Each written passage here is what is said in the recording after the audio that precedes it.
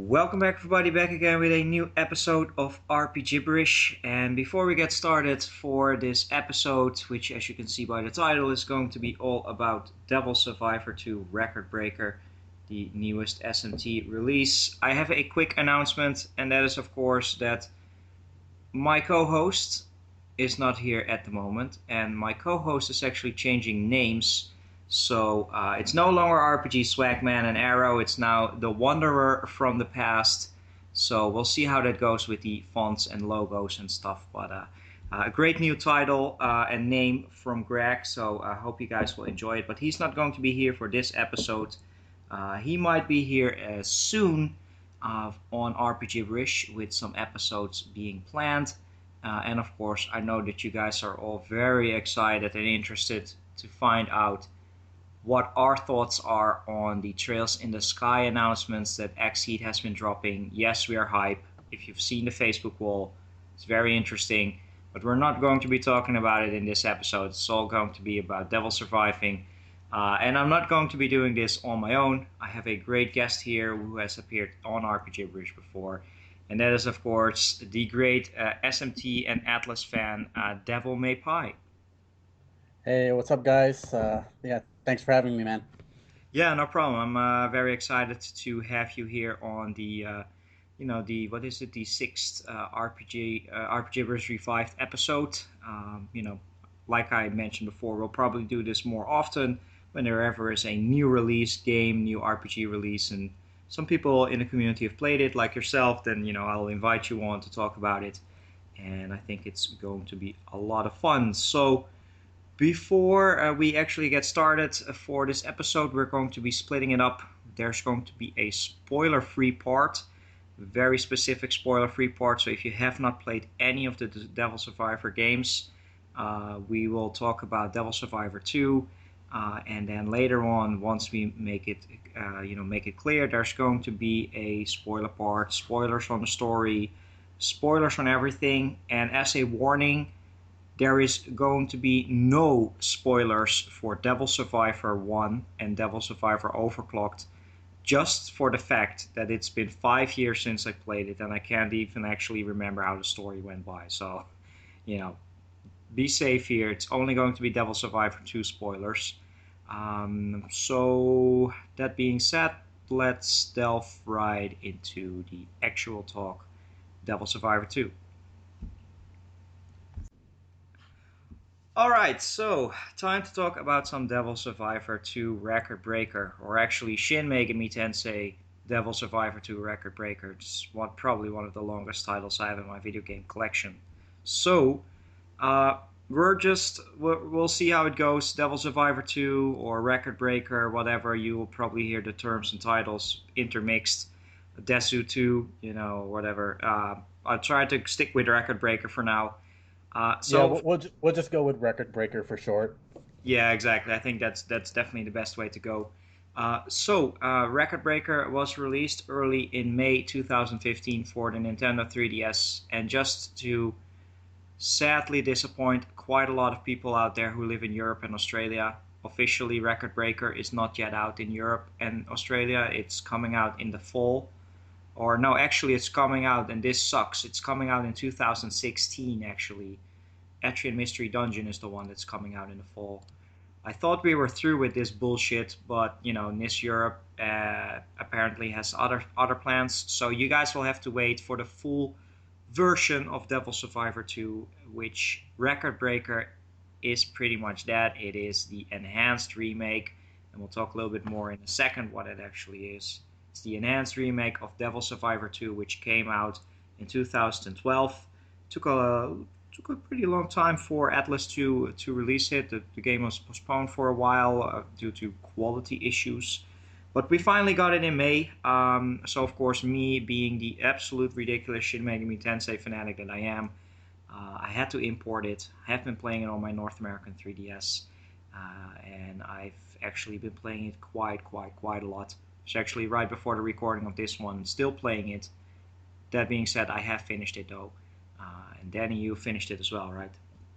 Yeah, I finished it. I put in about 50 hours at this point. I'm not going the whole 100% route like you are, but It seemed like it's been a while. I already beaten Witcher 3 since I beat this one, but that's only been like 10 days ago.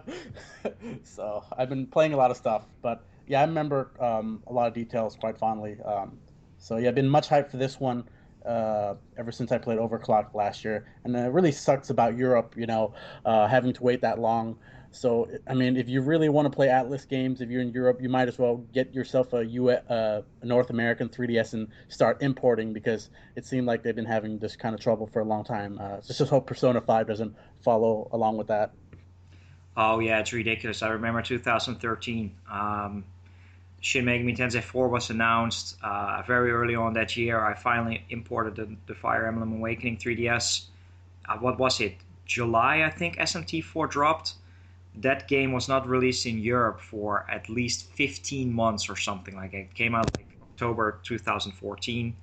So that was my game of the year for that year. Having to wait 16, 17, what was maybe even 18 months for that game? Yeah, no. That's not going to happen. Persona Q actually came out within 2 weeks of the North American release, which that's good. But now we're here, Record Breaker.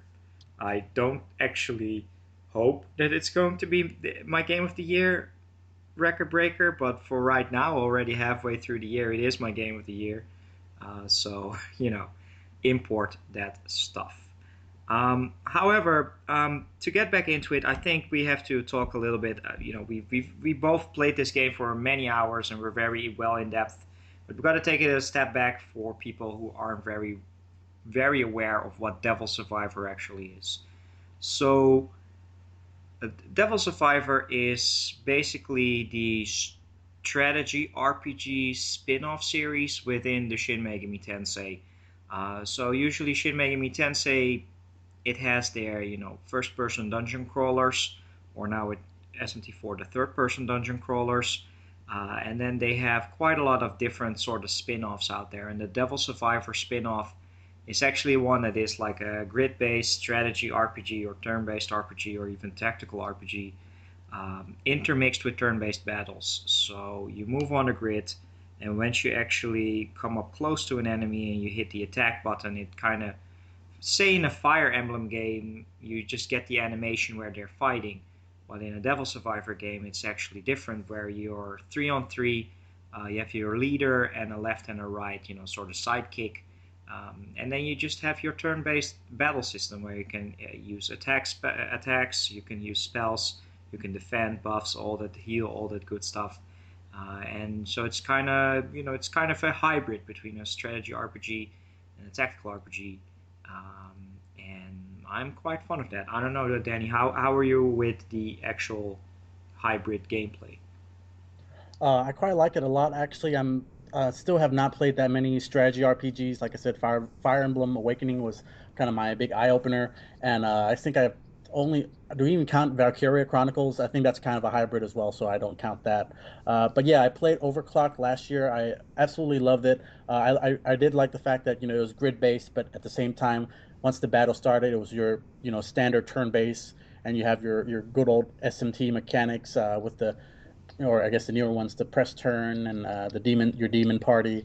And yeah, I quite like how the battles go about. It's pretty much not kill the next enemy. There's a lot of variety in the battles where you have different objectives. We can get more into that when we talk about the whole battle stuff. But it's there's escape sequences, help protect civilians. Just a lot of variety in gameplay, so it never felt stale to me, and it was a lot of fun playing out these battles.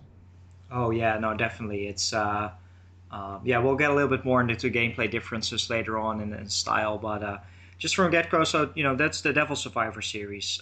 So like we mentioned, we're talking about Devil Survivor 2, and we're talking about Record Breaker right here. So to make it a little bit more clear, the history of Devil Survivor is that there's currently two games out there. There is Devil Survivor 1 that came out for the DS, and then there's Devil Survivor 2 that came out for the original DS. I've played both when they came out, and they were really great. Danny, had you played the original DS versions? No, I've not. Like I said, I've only played Overclock just last year.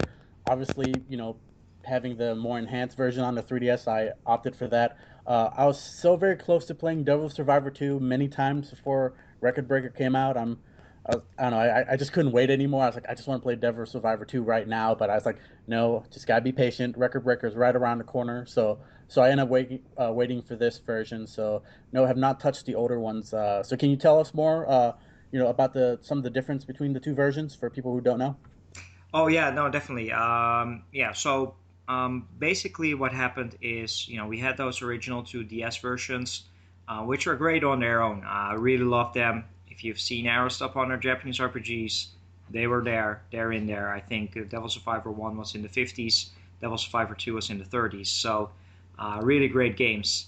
And what happened afterwards is Devil Survivor 1 got remaked. And like Danny mentioned, it's Devil Survivor 1 Overclocked, which I still have to play. Actually, that's one of the games that I imported back when I imported my North American 3DS. I still haven't touched it. I wanted to play it before Record Breaker came out. Backlog work and stuff. So it's going to be played soon. Actually, uh, you know, once I finish Record Breaker, in my opinion, done with it. I'm not done with it. I'm just having too much fun. So, but that's Overclocked. And before I actually get into the differences between Devil Survivor 2 and Devil Survivor 2 Record Breaker, I just want to talk about Devil Survivor 1 and Devil Survivor 2's story. So I have had a couple of comments from people before, like, "Oh, it's Devil Survivor 2 Record Breaker, so yeah, I'll hold off until I actually play Overclocked or 1." It's not really needed, actually. This is a sequel in style only, not in story.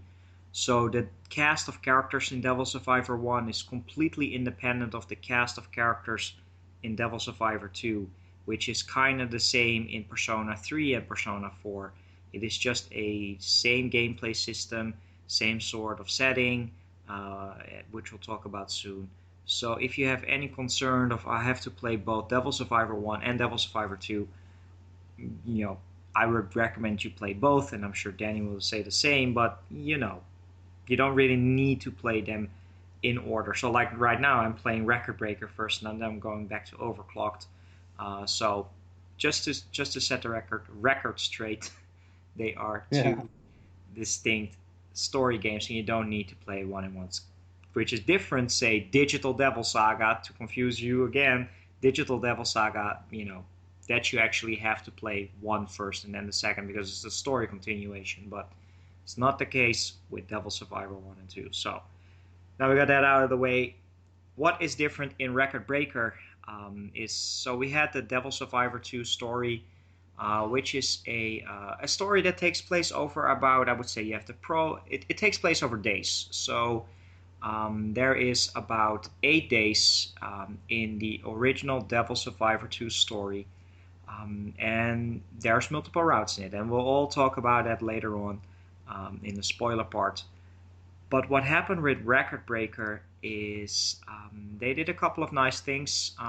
They made it more accessible. So for the 3DS remake, they added in a easy mode, which is called Blessed difficulty, opposed to the normal difficulty, which is the Apocalypse difficulty. So that's nice. They added in, of course, voice acting, which we'll talk about soon. But they added in voice acting. Some really great voice cast right there for some of the great characters. But the biggest change they added in here is a completely extra story arc called the Triangulum. So the original story was dubbed the Septentrion arc, which is referring to the name or group of the bad guys, which is the Septentrions. And then the new arc is the Triangulum arc, which, depending on how you play it, it is about 15 to 25 hours long. It really depends on how much you carry over from your Septentrion playthrough. If you start with the Septentrion playthrough, you can delve right into the Triangulum arc if you wanted to. I didn't do it because, even though I beat Devil Survivor 2 before, I just really wanted that refresh. And Danny, I think you started with Septentrions first because it was your first time playing, right? Yeah, obviously, and I really like what Atlas did with this one, because for people who might have played Devil Survivor 2 already, who maybe didn't want to go through the same story again, they can jump right into the Triangulum arc, unlike in Overclock, where the new extra day in Overclock was not unlockable from the get-go. You would have to complete the storyline to unlock it and play through that eighth day. Oh yeah, that when Overclocked came out, that was actually very frustrating because I actually went through Devil Survivor, the first Devil Survivor, and getting all the endings. I did that in a little bit of a strange way because I had a flash card. I could back up my save, and I kind of made like a master save like 2 days before the end. And there I actually just reloaded all the saves. And then Overclocked happened, and then I figured out I had to play the entire game again. So that's why I've never played it up until now. But yeah, it's a very good thing that they actually made this playable from the get go. And if you say if it's your first time playing, go with Septentrion first. The Triangulum arc is a story continuation. It picks up right at the end of, and here's where it kind of gets confusing. And I'm saving it because it's a little bit of a spoiler. But just know that Triangulum takes place after the Septentrion arc. There was a little bit of confusion that it was going to be a what-if story, parallel dimension, all that great crazy stuff. It is a story continuation. So you have Septentrion arc. Once you beat that one, you go right into the Triangulum arc. And like I mentioned, you can, if you beat one of the arcs, you can unlock points or titles, and you can use them and you can carry over stuff. So if you carry over like your skills learned and your some of your demons, you will be a lot more powerful at the beginning of the Triangulum arc, and you can breeze through it a little bit faster, which was the case for me. The original, I beat on my first playthrough, I beat the Septentrion arc. I did some of the neutral route, which was about 35 hours. And then it took me about 15 hours to beat Triangulum for a total of 50 hours. And, Danny, I think that's the same for you, right? Mine was a little less. I played about like 70-80% of the game on blessed difficulty, so I did less free battles. So mine was a tad bit shorter, but actually what I really like about the point system and carrying it over, I like a lot of RPGs where it's New Game Plus, where you just pretty much get everything, money, levels, or demons sometimes. I like where you get to pick and choose. I know we're jumping too far ahead here, but let's go ahead and talk about it now because I guess you get points based on what you do in the game, and you get to pick and choose what you want to carry over. Like you want to carry over money that costs a certain amount of points. If you want to carry over demons, or if which the best thing you should definitely pick is the fusing limit. There's an option to fuse demons at any level in in the next playthrough if you wanted to. So stuff like that I really like. So you can kind of pick your own difficulty for the next playthrough. Oh yeah, no, that is actually a great system, and that is actually what really got me hooked on this game. Is I did the neutral Septentrion route, I did the neutral Triangulum route, and then I was like, yeah, but I want to unlock more of these titles, and I actually want to get all the rewards. So this is when I went in through another Septentrion route, and I beat that one, and I did all the side quests and the super bosses for the Septentrion route, and then I figured, let's do another Septentrion route and get the final demons that I'm waiting to unlock, because we'll talk about that more.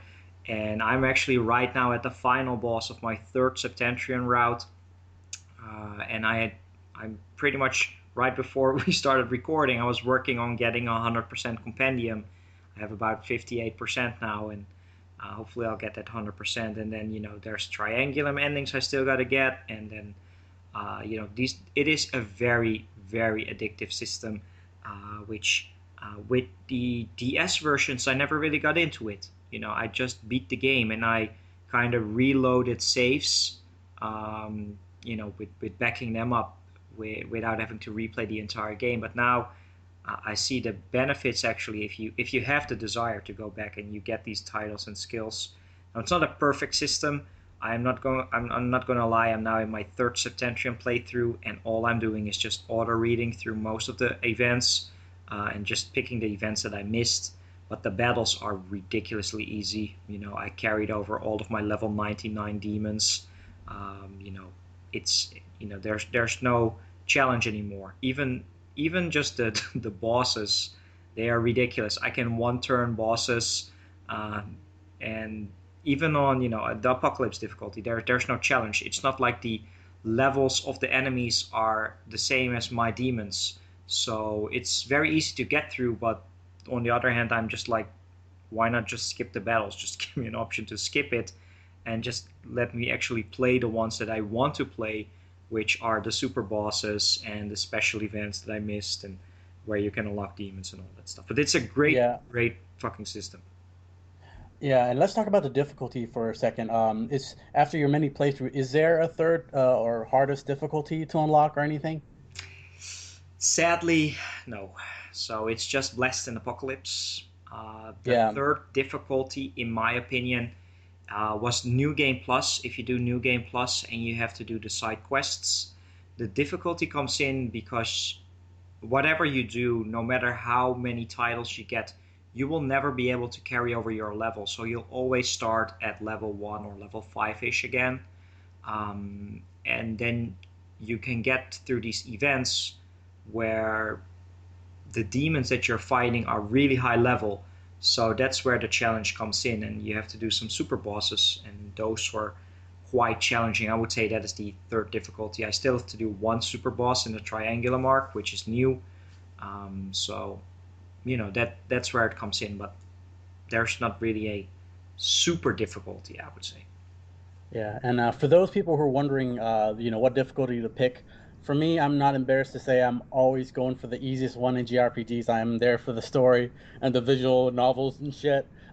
So so I'm not too crazy about difficulty, but I will say this: if this is if you played other SMT games before, and especially if you played Devil Survivor 1, definitely go for Apocalypse. Blessed difficulty was too easy in my opinion. I played about 80% through September arc without a game over screen, and that's kind of odd for SMT game for me not to die. So yeah, if you played some of these SMT games before, definitely play Apocalypse because you can always bump it down whenever you want if it feels like it's too hard. But if you're new, if this is like your first SMT game or whatever, maybe play on Bless, and you can always bump it up to Apocalypse later on. Yeah, no, definitely, and that is the good thing about it. Actually, I will say the Devil Survivor games are easier than the other SMT games that I've played, but with the years they're also becoming more accessible and try to cater to all crowds. And you can just bump it up and bump it down. So I started and played on Apocalypse until I read this very interesting little. It's not really a glitch. It's just a nice to have feature. Which, if you're interested, what that is, shameless plug, you're going to have to look at my tips and tricks video, which is going to be up sometime. But there's a nice little bonus thing that you can do with switching difficulties regarding cracking skills. But we'll get to talk about that another time. But yeah, you can you can change the difficulty if you want to. So that's nice. Um, on Apocalypse, you'll just earn less experience, and they have more HP and you have less HP. I didn't really, you know, I didn't really see any difference. I didn't play that much on Blessed, but I don't think there's actually a more unfair AI, which, that might have been a thing because sometimes the AI was a little bit stupid, I would say. Yeah. I What I seem to notice between the two, maybe you can confirm since you played most of it on Apocalypse. I played Blessed for about 80%. When you battle the three enemies, if you go for the middle leader, you kind of end the battle. But sometimes the other two enemies will kind of take a hit as a shield. I noticed that happens more on the Apocalypse difficulty, where you can't just try to one hit the main leader. I think that is. I venture to guess that that's because the later demons have that leader soul, hero soul, paladin soul skill more so, and they do more Makara Karn and Tetrakarn type of stuff. So I don't think that's actually just because of the difficulty. It's more because of the skills the demons have. But maybe that's something they threw in as well. So maybe there's a higher percentage for certain demons to have those skills, maybe. But it's definitely something that later on it becomes tougher, of course. Um, But there's the difficulty, so you can always bump it up, bump it down whenever you want to. Um, and it's very user friendly. It's very playable. So yeah, that being Yeah, said, I don't know. I found with a record breaker the difficulty wise compared to overclock is so much different. It seemed like overclock I had some much harder time. I don't know if it's because it was my first Devil Survivor game, but it seemed like some of the boss fights were pretty cheap and were insanely hard to me. But this one it seemed like it's more well balanced throughout the game. yeah, I'm definitely going to be finding that out soon. Like I mentioned, it's been very long since I played Devil Survivor 1. It was actually my second SMT game many, many years ago. So I beat it in 2010. But I'm going to delving into Overclocked right after for me, I think 100% record breaker. Then I go into Overclocked. So I'm pretty sure we'll see how difficult it's going to be. But great strategy RPG games they are, and they are very accessible for the difficulty you can select. So, besides just being a strategy, tactical, turn-based RPG hybrid game, there's actually some really nice systems in these games to basically enhance your experience. So, in general, it's a Shin Megami Tensei game. So you have demons. So you have the main characters. We'll talk about the characters soon. But you can have up to 4 playable characters. Um, so you have up to four playable characters, which are the team leaders, and then you can have 2 demons, one on your left, one on your right, to help you out. Basically, you get these demons by you know in the beginning you have the demon auction system where you can pay money against random bidders, kind of like eBay, to get some of your demons. Now I used the demon auction system quite a lot on my first playthrough, but I've not touched the demon auction system, not even in the Triangulum arc. I never really needed it anymore. So once my compendium started filling up, which is the other thing, I moved from the auction to the compendium. I don't know. Did you have the same type of behavior or? Yeah, so in beginning, I bid for cheap demons to fuse them, but and sometimes I might need that lesser demon again. Sometimes it's cheaper to bid for them than to buy them from the compendium. Seemed like the compendium cost was much higher, but towards the end game, when you have like much more powerful demons, there's no reason to kind of go back and buy any of these demons anymore. It's better off to just fuse new and better ones. Yeah, exactly. So the auction in the beginning indeed is very nice. You can there's like a 5-second countdown where you can basically either pre-bid very high or you can just wait on last second. I noticed just waiting until they bid. You kind of see like this emotion icon to kind of give away if they're above their price. You can basically see their bidding price in the beginning. So if they're like very happy, they'll probably pay a little bit more. So I've actually had a couple of times where I just at 10 Maka I actually got a demon, which was really lucky, or just missed out on a few of them. And then later on, the more you buy demons in the auction, you get these auction cards and you can level up. But basically, there's like 4 or 5 different auction ranges, and you can get demons up to level 40, I would say. Once you're actually in that late Septentrian or later in the game, you really have to rely a lot on fusing, and to fuse unique demons and to fuse stronger demons. So demon fusion, it is the core of an SMT game. It's always there. And the good thing about it is there's many different ways to fuse demons. So you have your companion, you can re-summon them. It's going to cost you quite a lot, unless you are on New Game Plus, where you have the titles for lowering the price of the demon companion, which is great. But you can just get the ones you had, and you can fuse them together. There's all sorts of different types again, which that has always been, for me personally, the tough thing about Shin Megami Tensei and Persona. Is in Persona you have the tarot types, I would say, and in SMT you have different types of types. And I don't know how it's for you, but maybe there's some people out there on the internets and the game facts and stuff that can just easily sum up like, oh yeah, you need that particular demon. No, you just gotta fuse type A and type B together, and then you'll get type C. And I'm like, yeah, no, I am. I Yeah, don't understand that cross system. yeah. To me personally, like you said, Persona had their own system. Whatever Dis Arcana becomes Dis Arcana. Yeah, they are I kind of. really don't Yeah. give a shit. Yeah, I really don't give a shit what makes what to get what. I just care about the end result. I look up, okay, what can I get from fusing? Okay, this guy looks cool. He has some cool abilities, some good magic, some good points. I'll take him. I don't care what I get what. I don't know the specifics because it's such a huge system and it's so confusing. What there's like tyrant, or is there like a demonic one, or there's like unique, different, special kind of demons, and I don't know what takes what to make what. But I just care about the end result. So if I see a demon I like, I'll get him. That's how it works for me. Yeah, exactly. And that's the thing. The Arcanas are different than the race. I think it's the official title, the race, in SMT games. Now, there's one thing though that we're well aware of if you're listening and you're a hardcore Devil Survivor player. In Devil Survivor, each individual race has its own special ability.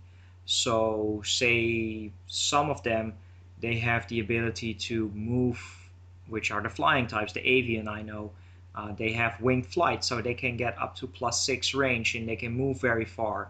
Or some can move less but attack further on, like 2 or 3 spaces away. Or some can heal, some can debuff, all that stuff. And some can even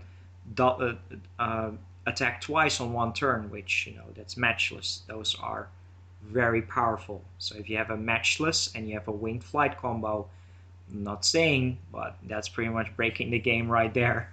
that Yeah, is and that that actually, is some of those abilities are almost a necessity towards end game, like having flight demons or be able to attack from range is like almost very important towards like some of the later bosses. You almost kind of need it to win, Oh no, so definitely, especially the ranged one, I would say, because especially when you go on later in the game, the enemies you're fighting also get the ability to fight from range. And if you have the ability to fight back at range, they won't be able to just get cheap shots in. So you're at least protected and you can at least counterattack. So that is definitely recommended to have the. I think it's called Chaos Wave and Evil Wave, which are the one that allow you to attack 2 or 3 spaces ahead. Very very powerful, but you just lose some movement. yeah. So yeah, so yeah, there's that. There's the demon fusing, and then there's the demon auction and demon compendium, which leads us to two major systems, and we're saving the big one for last. But there's also the wonderfully OCD skill crack system, and I didn't really remember it from Devil Survivor 1 and 2, but holy shit, did I get did I get addicted to doing the skill cracking. So what skill cracking is your team leaders. So your demons, they learn their skills from inheritance and all that good stuff and whatever they learn on their own. But then you have your team leaders, your human characters. And if you go into at the beginning of a fight, you can go into the skill crack option and you can see which skills you are able to learn from anywhere on the field. I don't know if you guys have played Final Fantasy Tactics Advanced. They had a sort of system in there as well where you can basically learn certain abilities from somebody.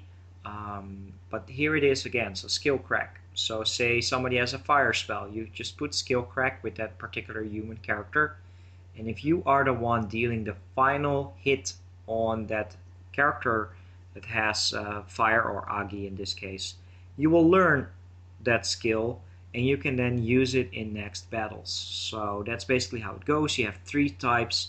You have active spells, which are the attacking, the physical, and the magical skills. You have the passives, which are like increase HP, increase, uh, you know, uh, MP, be protected against fire spells and all that good stuff.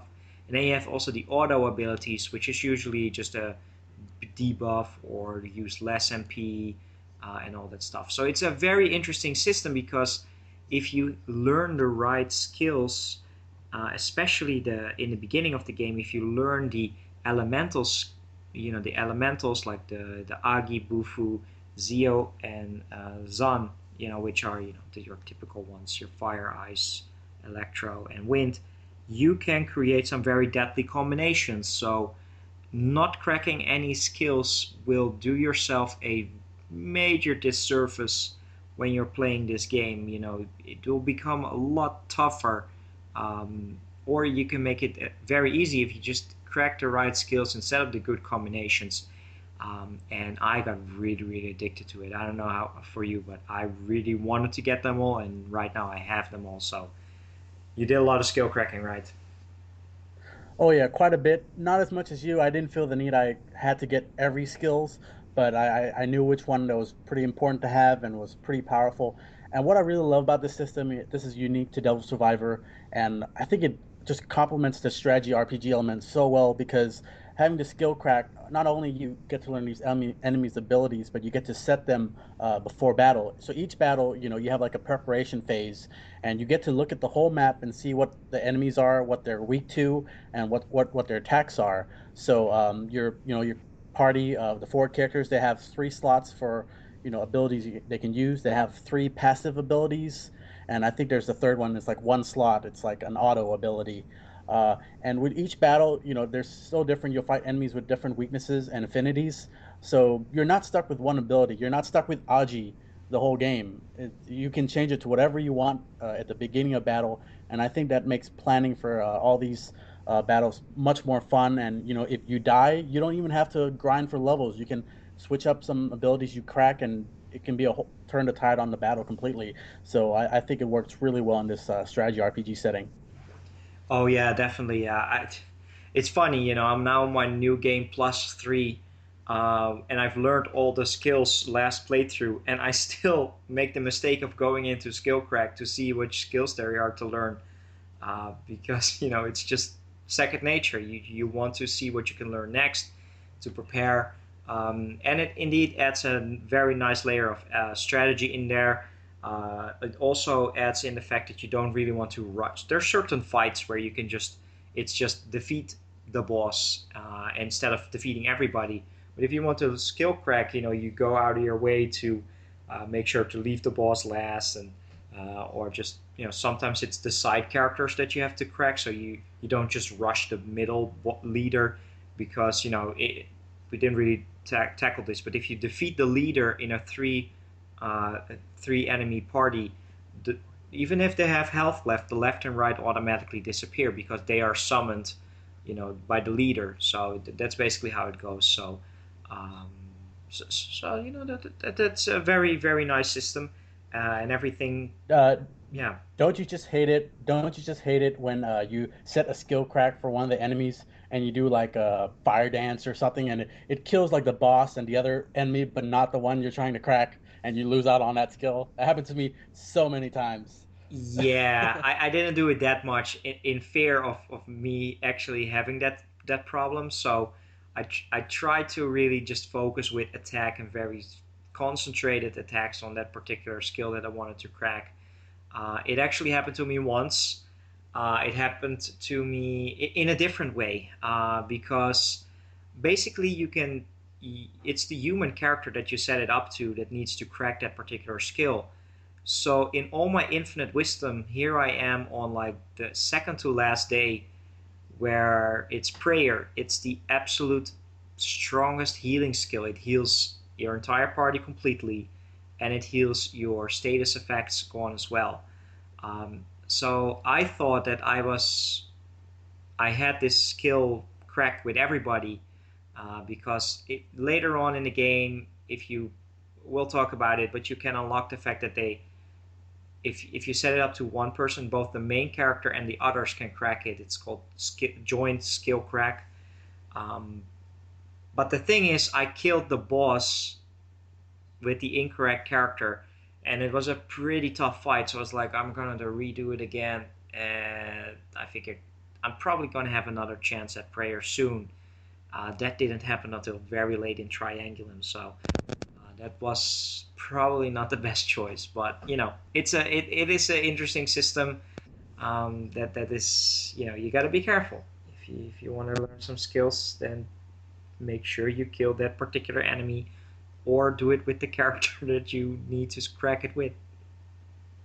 Yeah, a lot of times I end up forgetting who's assigned to who as far as skill crack, and I send one of my units to kill him. It's like, oh crap, it was supposed to be Fumi or something that was supposed to kill him. So that happens to be quite a lot. I was like, yeah, whatever. I'll get it the next time. Oh yeah, no, definitely. Yeah, you can spot some very obvious ones that you want. Some healing skills or some elemental ones that you really like. But the auto ones, those can really make or break a battle, I would say. If you have the correct ones, it can make it considerably easier. Like at the end of my playthrough, I learned this one which is called Magic Yang, which is basically 50% of all the magic MP skills of your entire team. And that's the one that I use right now, still very late on. So all these super powerful, skills like Megiddo Laon and Prayer, Media Rahan, they just cost me just 20, 30 MP, which is nothing. So, that is, you can really sustain being attacked by a lot of enemies and heal up and damage. So it is skill cracking is a great system, and it just complements it all well together with just a great strategy, fights, and just all the demon fusing and demon auction, and demon compendium and skill inheritance, and it just works very well. You want to play it, you want to get better at it, and like we briefly touched upon in the beginning, it is not just battling and defeating all demons. Yes, that is the case for 60-70% of the game, but many versions, of very different events and fights actually offer something different. So, Danny, maybe you can touch upon some of the differences in the missions. Yeah, so like you said, for the most part, it's gonna be kill the boss, kill this one demon. But a lot of times, how the game is set up, you're in kind of this post, kind of, I guess, during the apocalypse where, everything's kind of messed up, things gone to shit, people are dying, civilians are turning against each other. Normal people are getting a hold of this demon summoning apps, and they don't quite know how to use them. So these demons kind of go out of control. So you have some missions where you save civilians or actually save your party members. I think we forgot to mention about this. Big part of the story is this app called Nicaea, where you get to see in the future, and you see one of your friends dying in a brutal way. So a lot of missions involve you saving your party members, almost kind of like Persona 4. You like the Midnight Channel. So you can draw a lot of comparisons from Persona 4 there. So a lot of them, like save your teammates before they die, let them escape, and or just buying time in general. So like it's paced very well, so it never seems tedious in any way. Oh yeah, no, definitely. That is definitely something. It's a nice variety in terms of the gameplay, and we'll talk about more about the characters and the death videos and stuff. But in terms of the actual mission objectives, I thought it was really fun. And where for me it became even better is, of course, in the actual Septentrion boss fights. So, we have this group of enemies called the Septentrions, set for 7. So there are 7 major boss fights, and they are very interestingly designed, but they all bring something interesting to the table when it comes to actually fighting them. So yes, the first couple of ones are a little bit easy, but like the third one already, that one actually splits into 2 halves, and you have to beat both halves before the other one can make a move. Otherwise, he'll just regenerate the other one. There is one that just if you defeat it, it splits into 2 smaller pieces, and that just keeps happening. And they kind of tie in the story in as well, where over multiple fights, you sometimes have to recruit certain demons, or you have to get a certain item that you can use in order to take down these Septentrions. And there's one where you have to split up your team and make sure to attack him from all sides. And there's really some good variety in terms of just the strategy element of these fights.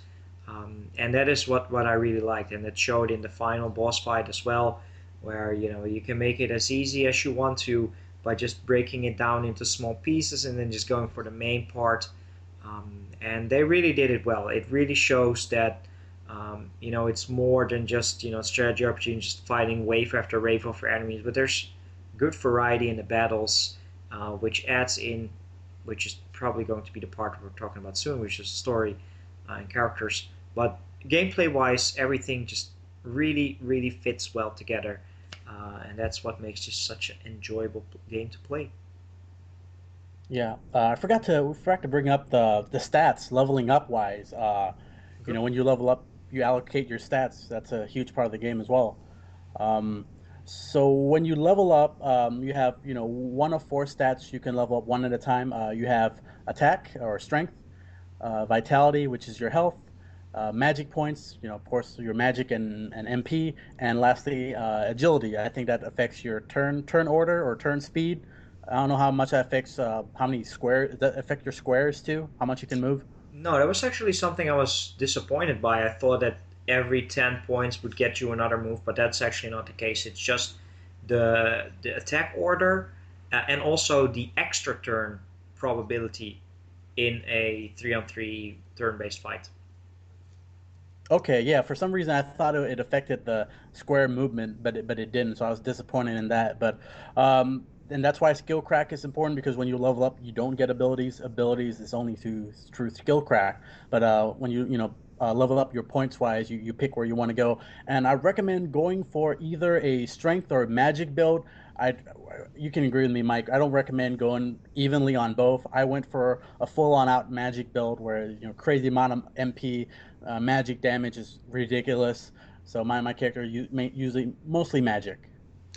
Yeah, no, exactly. So basically, out of these four stats, I leveled magic up to the fullest, and then worked on agility and then on vitality, and actually leaving strength. Just don't even put any point into strength, unless if you want to go physical build, then just put everything in strength and not put anything into magic. There can be set. There's something to be said for both. So I've been now on New Game Plus 3. I've always been a super magic user, so I am, when it's now at the super super high boss, I would say go with magic build. The only real final super boss I beat on my full magic build. There is the Triangulum super boss, which I still have to beat, which is considerably easy if you are a physical build, because as usual in a Shin Megami Tensei game, you have these attacks which are multi-attacks. So this is multi-hit, which does about 5 to 8 hits. And if you have that one with full physical build and all the physical super buffs that you need, you can basically destroy this boss in a couple of turns. With a magic build, it's going to be a little bit more difficult because you don't really have the multiple attack magic attacks. So there's something to be said there for physical, but that's only for the one and final true super boss of the game. Whereas I don't even want to know, it's going to be. I just prefer having my main character to be the full healer, to be able to heal my demons, and just be my demons, be the attacker. So I went with magic build, but most important, don't spend points in both because that is usually a waste. Yeah, because the amount of skill slots you only have three, so it'd be kind of hard to balance both a physical and magic set of abilities. So it's better off to go one or the other. And the best part about Devil Survivor, if you need a slot for physical, you can always do that by having physical demons. You can have two physical demons if you like, if you need that ability for a boss, or one of your party members can be a high physical build like Jungo, but we'll get more into him later. Oh yeah, no, definitely. So, yeah, so gameplay wise, it's definitely, you can set it up and split it up in ways you want to.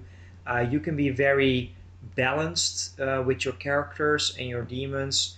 You can have physical demons where you have a magical character, but and we'll talk about this with the characters. It is a much easier game when you just go for the ultimates.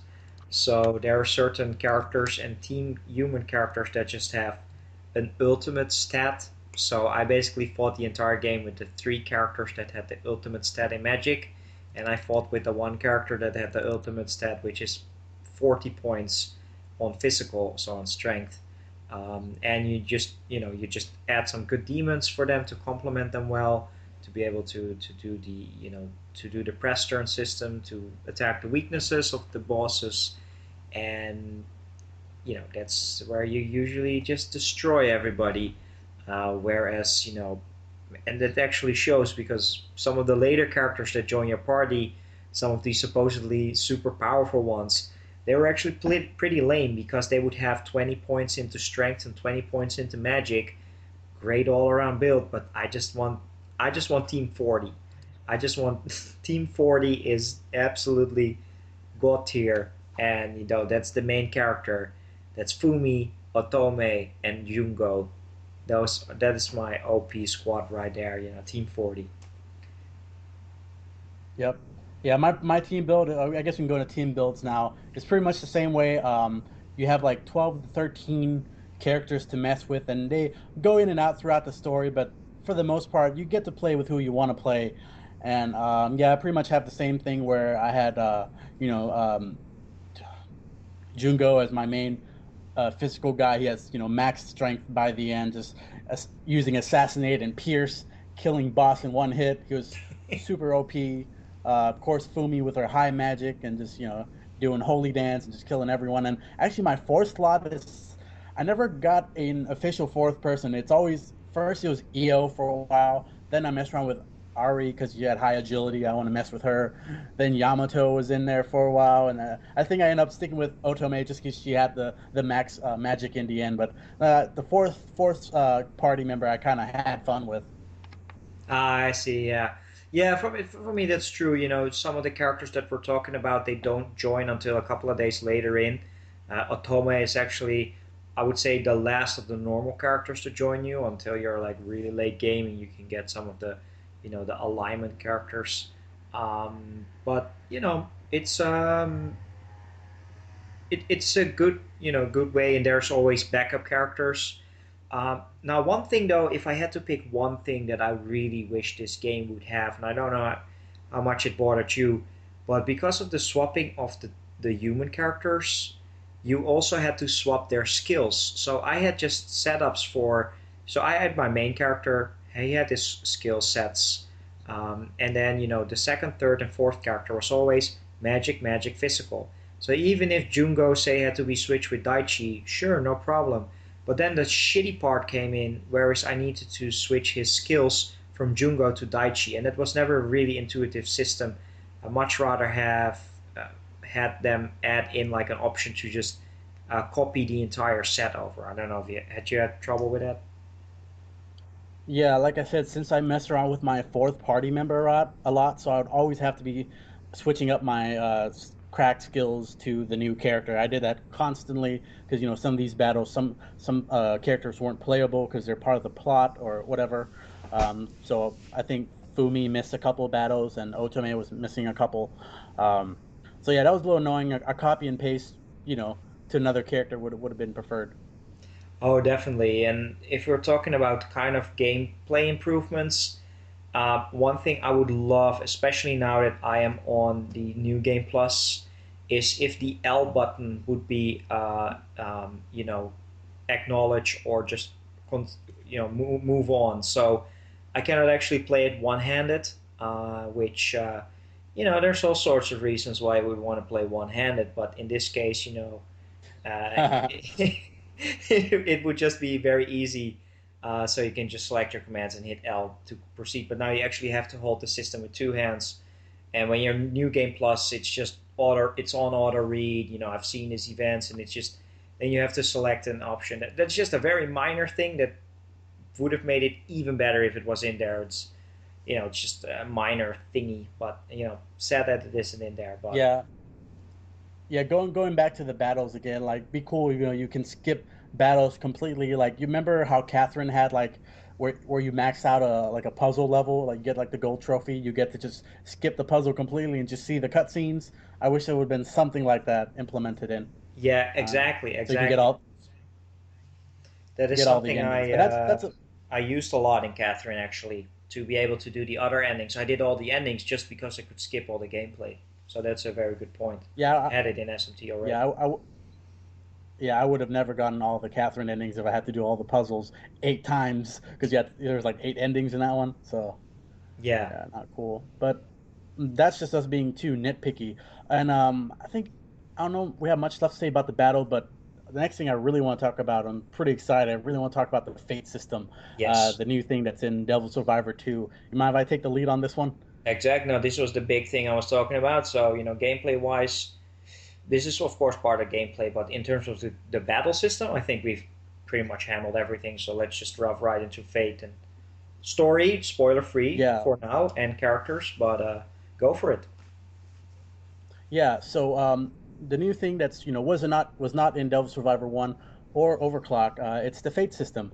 And for those of you that are familiar with Persona 3 and 4 games, this is kind of a mechanic similar to that. It's a social system that you interact with your party team members, outside of battle, and they actually affect gameplay and actually in this one affect the end game story, which Persona 4 didn't quite do that, and that's what I really love about the Fate system. I want to see implemented in Persona 5. So how the Fate system works, during the game, you go through a 7-day period, and you have like a time, like a day-night cycle, where it's broken up into 30-minute increments. You have your mandatory story battles. You have your free battles, which does not take up any time, and then you have these icons on the map where you interact with your party members, to build up your fate. You have from level 1 to 5, and you get their kind of their backstory, what's going on with them in this, apocalypse torn world, and just get to a sense of who they are. And I really quite enjoy that. And during the progression, you can go up to level 5. Each level has its own perks. Level 1 with a character would get you, I believe, like elemental affinity, like strong against ice or whatever. The second one, I believe it's joint skill crack. So if you set skill crack for both the party members, they kind of share it. So if one person didn't get it, the other one will. Third one was it third one like a demon? You get like a special demon, Mike. I don't remember. Yes, exactly. At the Uh, third level, you get a yeah. special one. Third one is special demon. Fourth one I didn't use that much. I think it's called SDTP. I forgot what it stands for, but pretty much you can send your own demons to help out like another party member across the map. Like let's say they're in trouble, they are out of demons to summon. You can send your own demons to save them, and vice versa. And last and fifth fate level is just another extra special demon. But yeah, that's briefly what the fate system is like, and that kind of affects the route and the ending of at least the Septentrion arc. What do you have to add about the fate system, Mike? Yeah, no, the Fate system is a really, really nice system, and it is pretty similar to the Persona 4 Social Link, and it's cut down a little bit.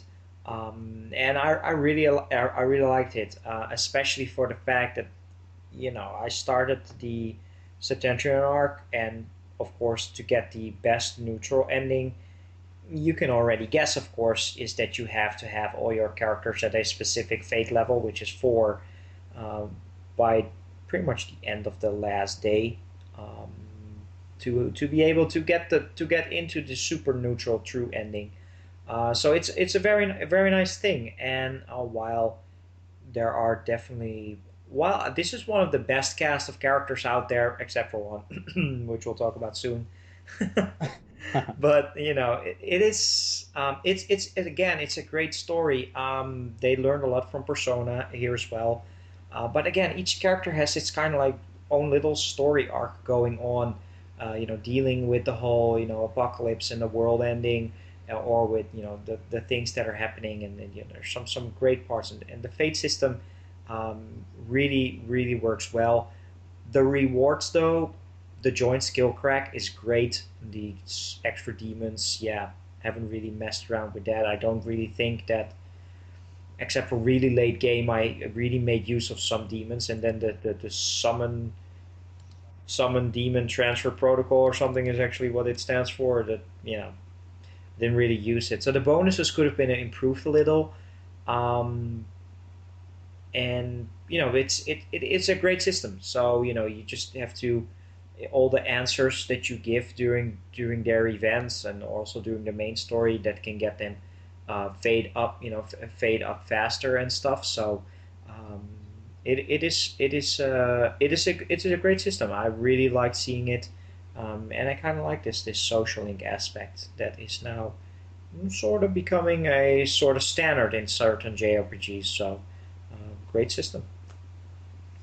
Yeah, I think this came out after Persona 4. At least the vanilla Devil Survivor 2 came out after Persona 4. They definitely took some notes from that, and actually, I think having it cut down by 5, it's almost better in a way. Doesn't it seem like in Persona 3 or 4, some of the minor characters, you really don't need it. You didn't need 10 social links. It seemed like it was a lot of filler. They're just hanging out, having a burger or something. I think when you have 5, it kind of cuts to the point. You get to the meat of their story, and that's pretty much enough, all you need. And for a setting like Devil Survivor, it's kind of made sense. It was only 5. Yeah, exactly. Well, to be honest, it's not really 5, I would say, because not every event that you do from a certain character would level them up, especially some of the more alignment and the more special characters that took a little bit longer to grind them up. And that's actually, while I really like the system in Persona 4 with the social links, and in Devil Survivor 2 with Fate, the only thing that's kind of annoying is that you don't really see how many points a certain event gets you. So it's kind of like hidden, and there is a lot of, I would say, unnecessary tension for me, especially late in the game, where I had a couple of characters left to get to level 4, and I was like, man, am I actually able to do it? And then actually in the Triangulum arc, I had to get certain characters up to a certain level as well to be able to get the best Triangulum ending. And I actually didn't get it at first, and then I reloaded the entire day, and then I didn't get it again, and then I finally, at the fourth try, I was able to pull it off somehow. So I kind of would like to see like a sort of hidden point counter somewhere or something. Maybe that would make it too easy, but you know, especially if you're in New Game Yeah, Plus, so it would have been nice to see like a small little icon that there's. That's actually in X Blaze Code Embryo. Strangely enough, a visual novel by Arc System Works. They actually have it when you're in New Game Plus. You can actually see that this events would lead you to a certain path and stuff. But that would have been a nice bonus. yeah, it's something I like to call invisible math, because I think there's a set amount of points you get for certain dialogue choices, and you never know what it adds up to. And like you said, it's pretty intense when you get closer to the end. You don't know if you're going to max it out or not. On Septentron, I think I maxed, or on a 6th day, I got everyone to level 4 with like 2 events to spare, so that was too close. And with Triangulum, I don't think you needed everyone at a level. You needed a few characters at a certain level, but you just never know if. So you're kind of forced to do certain events. But I'd say might maybe consult a guide if you want to go for best true ending towards the end. At least for dialogue choices, I think for a blind playthrough, I think a lot of people could miss out on the true and neutral ending without consulting a guide. Yeah, no, definitely. So uh, there are some guides out there that could help you out. You know, you know, not for Triangulum right now, but for Septentrion, there's actually an okay guide which I consulted, especially on the last 2 days, to make sure that I would get Fate 4 for everybody. But if you're really focused on Fate leveling up, and to do that, you have to be realistic and make sure that you do the story events quickly and kind of skip some of the optional boss fights that you get. There's actually this sort of side plot going on about this mysterious man that is roaming around. And actually, on my first 2 playthroughs, because I was so focused on Fate level, I could never do that. But now I'm actually on the third playthrough, so I just did these events. It's a nice little side story, which is actually quite interesting, as that character actually turns out to have a relation to two other characters.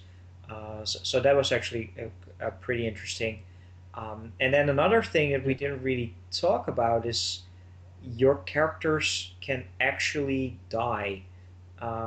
They can Yeah, actually I was die. just about to bring that up. Yeah, I was no, just about to bring exactly. that up. No, go for it. Have you had anybody die on your playthroughs? Because I didn't all my normal ones. Luckily, no. And for those of you who haven't played it, give you advice right here. When you get these Nicaea videos, there's a story event that's like, okay, someone's about to die. We need to go ahead and save them. You don't have to save them right away. You can be late to the event and still do it, but they'll end up dying, which I didn't find out. But if there's a situation where you have to save someone, that's coming up, do it as soon as possible. Don't go do your fate events. Don't mess around. Just go do that story mission to save them. Because I think if you're late, I think for like the first one for Kata, I think you had to be at that station at a certain time. I think if you missed it, he'll die or something. So definitely make those your priority when it comes to missions. Just do them right away. Yeah, exactly. And it's not just the battle that you have to do. Sometimes you have to do a certain. You will see it on when you're on the map of events to select. The fate ones always have like a character portrait next to it, but the main mission ones, they won't have it. So those are usually the ones that you want to select to proceed the story, and it's usually like we have to find a certain place, and you can get some information by doing that event, and that will put you on track.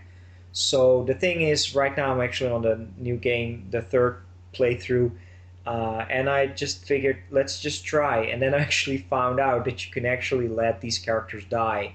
So I the first character that you could actually you know die and not save is actually Kata, which spoiler, well, spoiler for me He's a personally, fucking dick. he's the most worst character in the entire entire set of characters. I would say he just adds absolutely nothing to the main story. He really has no interaction with any other character except for maybe Jungo.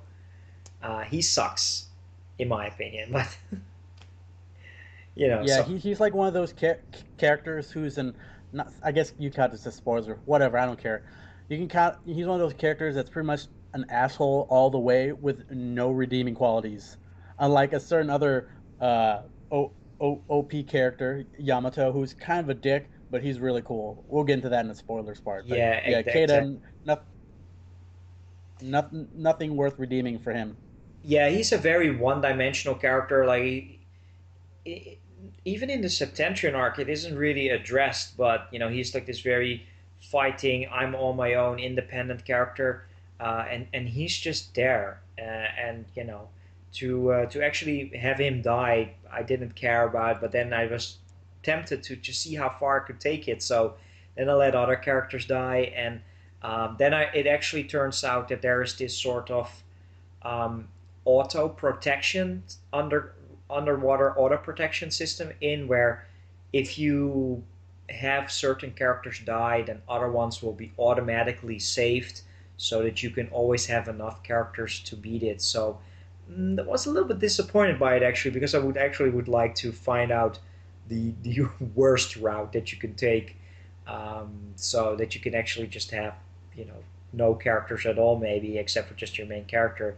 But so you can have up to three characters dying until the alignment choice. So we'll talk about more in the spoiler part, but you basically have these days set up into the first 6 days, where it's usually just you recruiting your characters, and you fighting the Septentrions, and then at the sixth and seventh day it's usually your alignment choice, and then at the middle part of the seventh and the last day, that's where you get into the final route that you picked, and you have to do it to the actual bosses. So it's basically how the game is set up structure wise.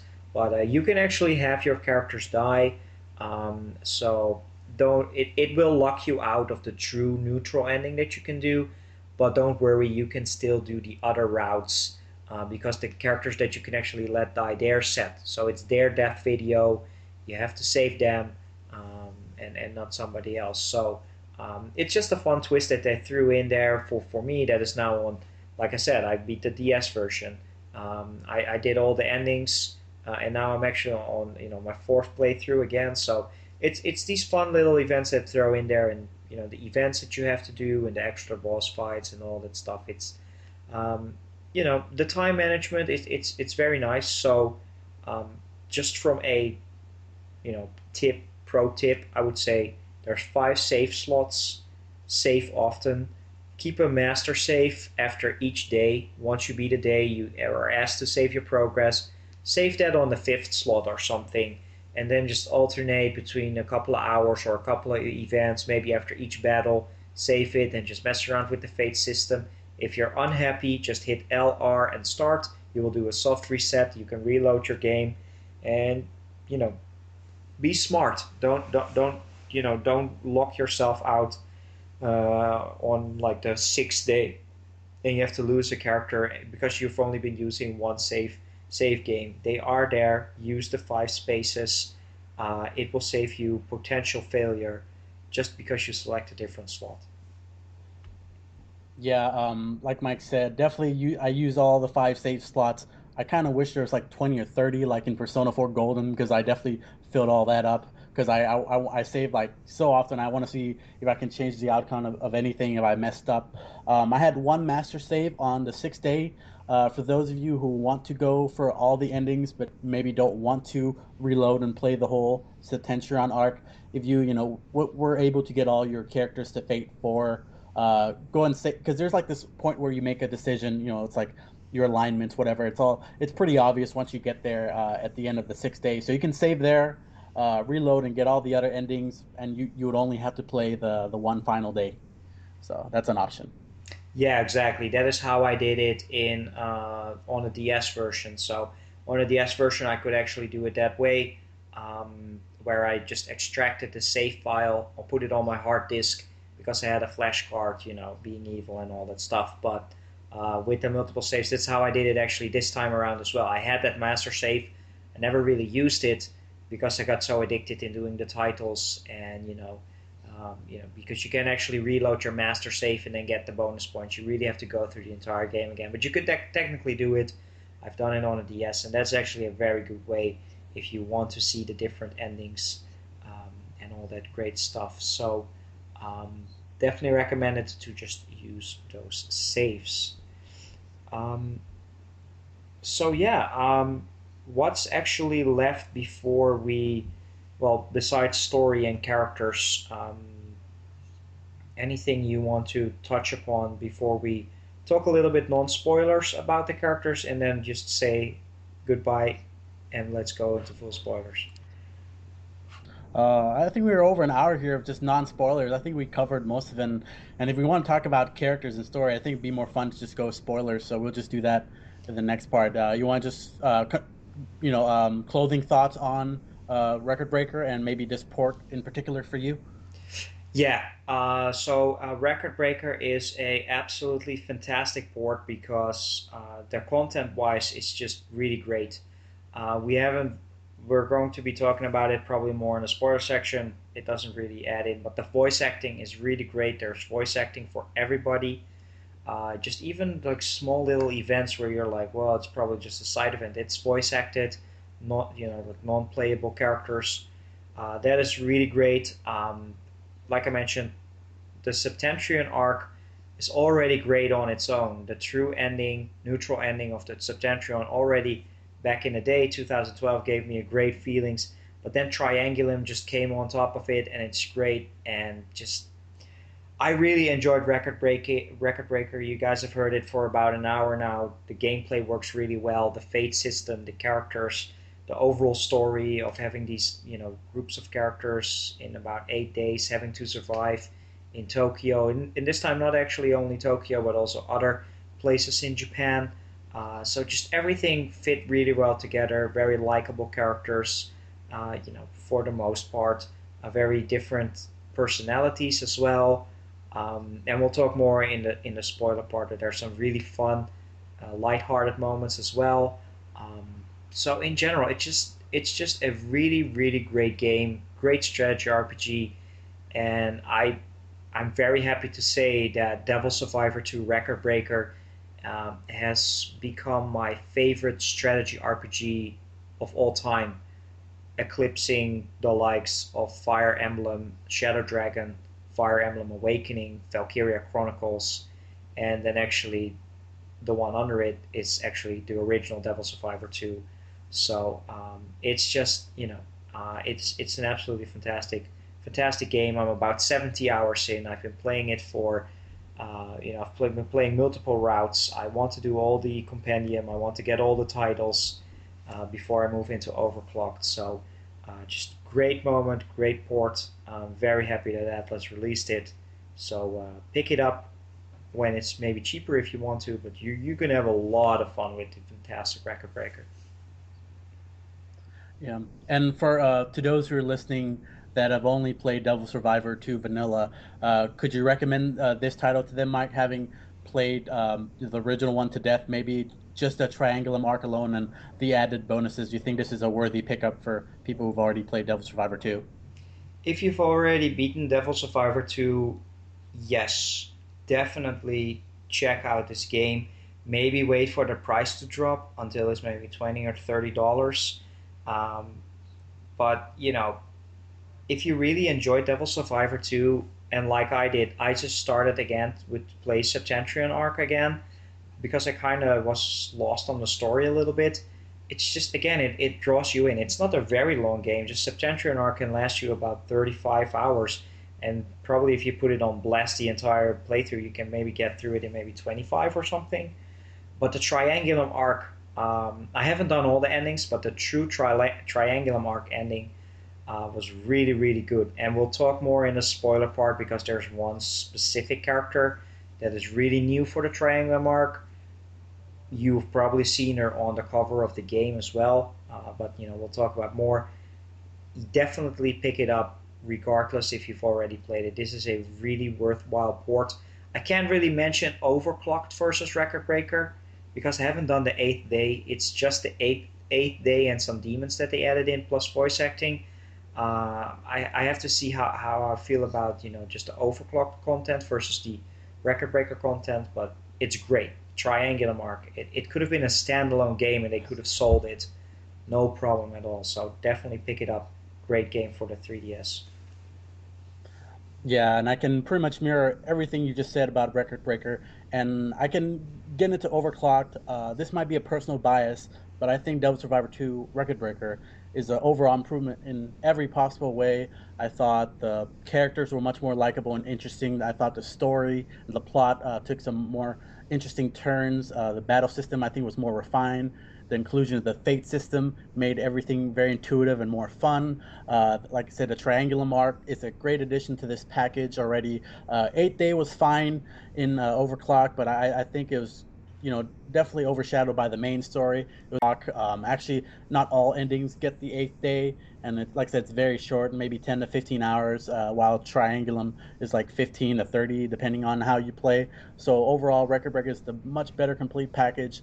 And as far as recommendations go, I say if you've never played an SMT game, I think there's almost no better place to start. I think both these Devil Survivor games are excellent. I think they're not too difficult. They don't have the crazy negotiation system that's kind of confusing for me, and I think it just retains the core of SMT. You have your demon fusing, which is really important. You have your alignments, neutral, chaos, law. That's part of SMT. So I think it's the perfect beginner SMT game for anyone, and also a great bridge game for those of you who maybe have only played Persona 3 and 4 and might be feeling too intimidated by mainline SMT. See how Devil Survivor is. You have your fate system, which is like S-Link, so maybe there's some familiarity with it there. So I definitely recommend either game.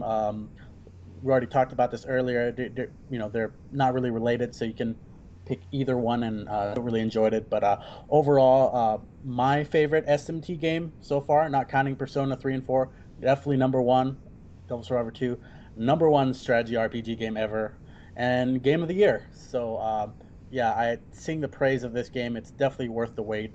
I know we're probably hyping it too much for you guys, but it truly is great. It's the best DS RPG you can get. It's a must own if you have 3DS. No excuses, just buy it.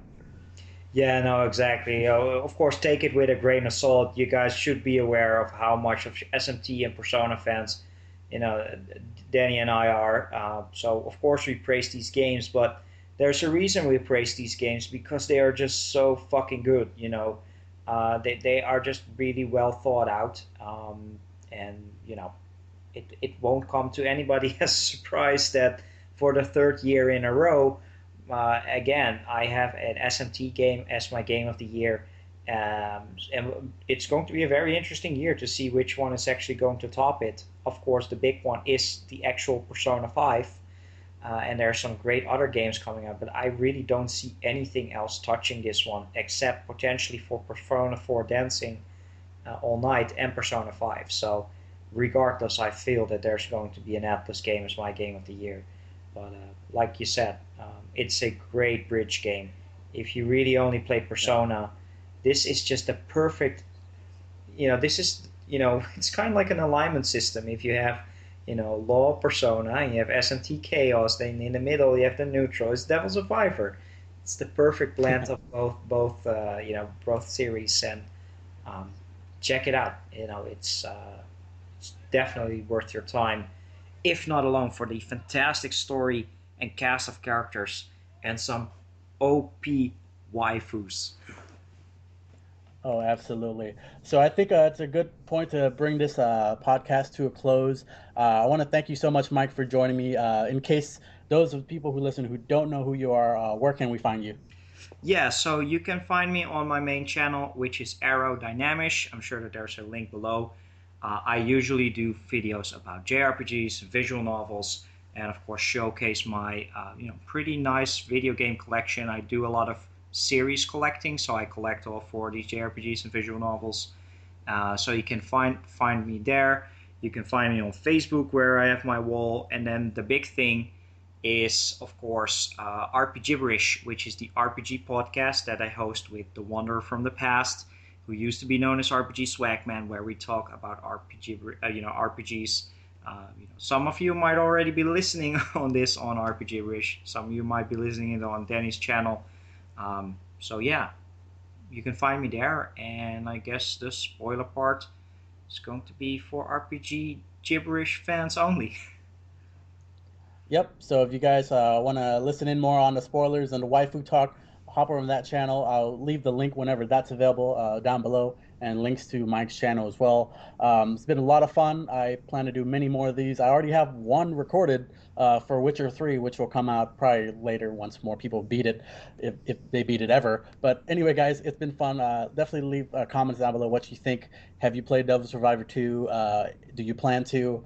I want to thank you so much for listening, and see you guys next time. Bye. All right, so for those who stuck around here, this is going to be the spoiler part for Devil Survivor 2 Record Breaker. And basically what this is it's just going to be about, talking about the different endings, talking about the alignments, and also talking about the characters and some of the fun events that we had. We didn't really talk about it that much about the cast of characters so far, but like I mentioned, I feel that this is definitely one of the best cast of characters out there. It's a very very diverse cast with all these different stories that they go through, and except for of course Keita, which is at the end remains to be one of the most one-dimensional characters in both Septentrion arc and the Triangulum arc. It's pretty much an entirely well-rounded cast of characters that bounce off very well with each other. There's sort of groups forming and stuff because some of the characters are from a specific city, so they base it on that.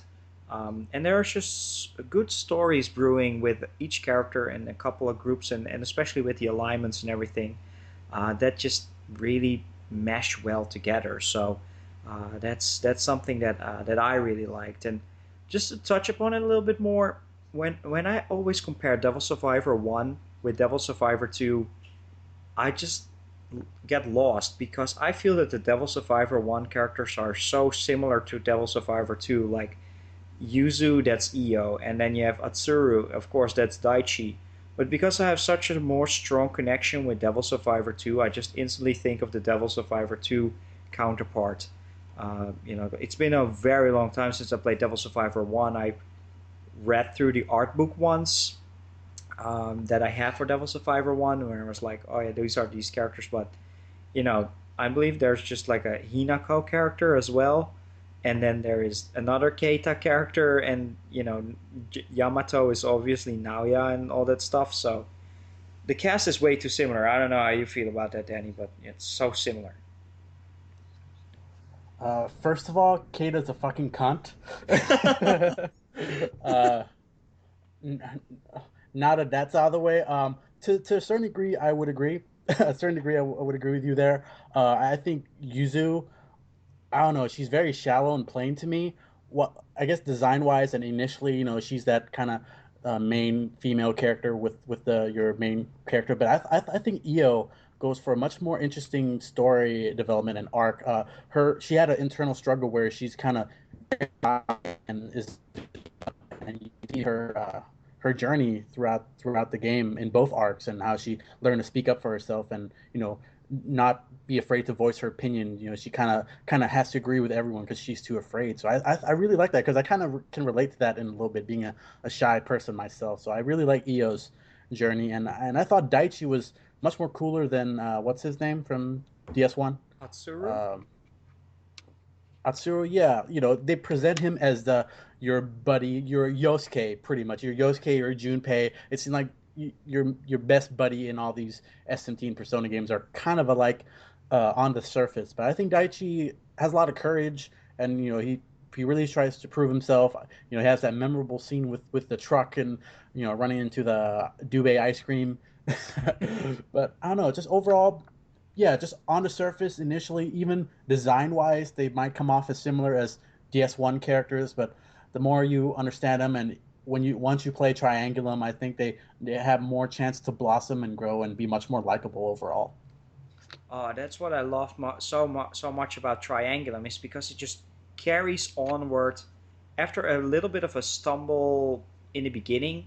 Because now we're getting into the full spoiler. So Triangulum, once it starts, some of the characters, it just continues on, and Triangulum starts as it's not based upon any ending in the Septentrion arc. It's kind of similar to the true ending, but with added stuff that is it's tough to explain. It's not really a Septentrion ending, but it's the true Daichi neutral ending plus some anguished ones, Alcor, all Psyduck added stuff in there. That's actually that gets you into the Triangulum arc. So they restore the world, they mess with the Akashic records, and then it's time. They just the story just picks up again, and then the characters go to school and they find out that there's a new threat. It happens again. It cycles, and now there's this Triangulum.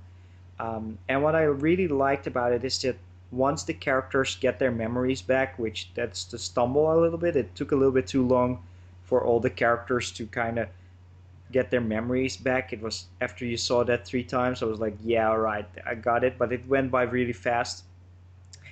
Every character just adds on a layer of character development, and they have more fates to build upon. And I only did Triangulum once so far, and I didn't get rank 5 with everybody yet in Triangulum, so there's still more events that I gotta read through. But I just really like, and especially if you add it with the endings, every story for each character basically came to a good end. Except, of course, for that fucking cunt who just ends up being like a box champion or some bullshit. What's up with that?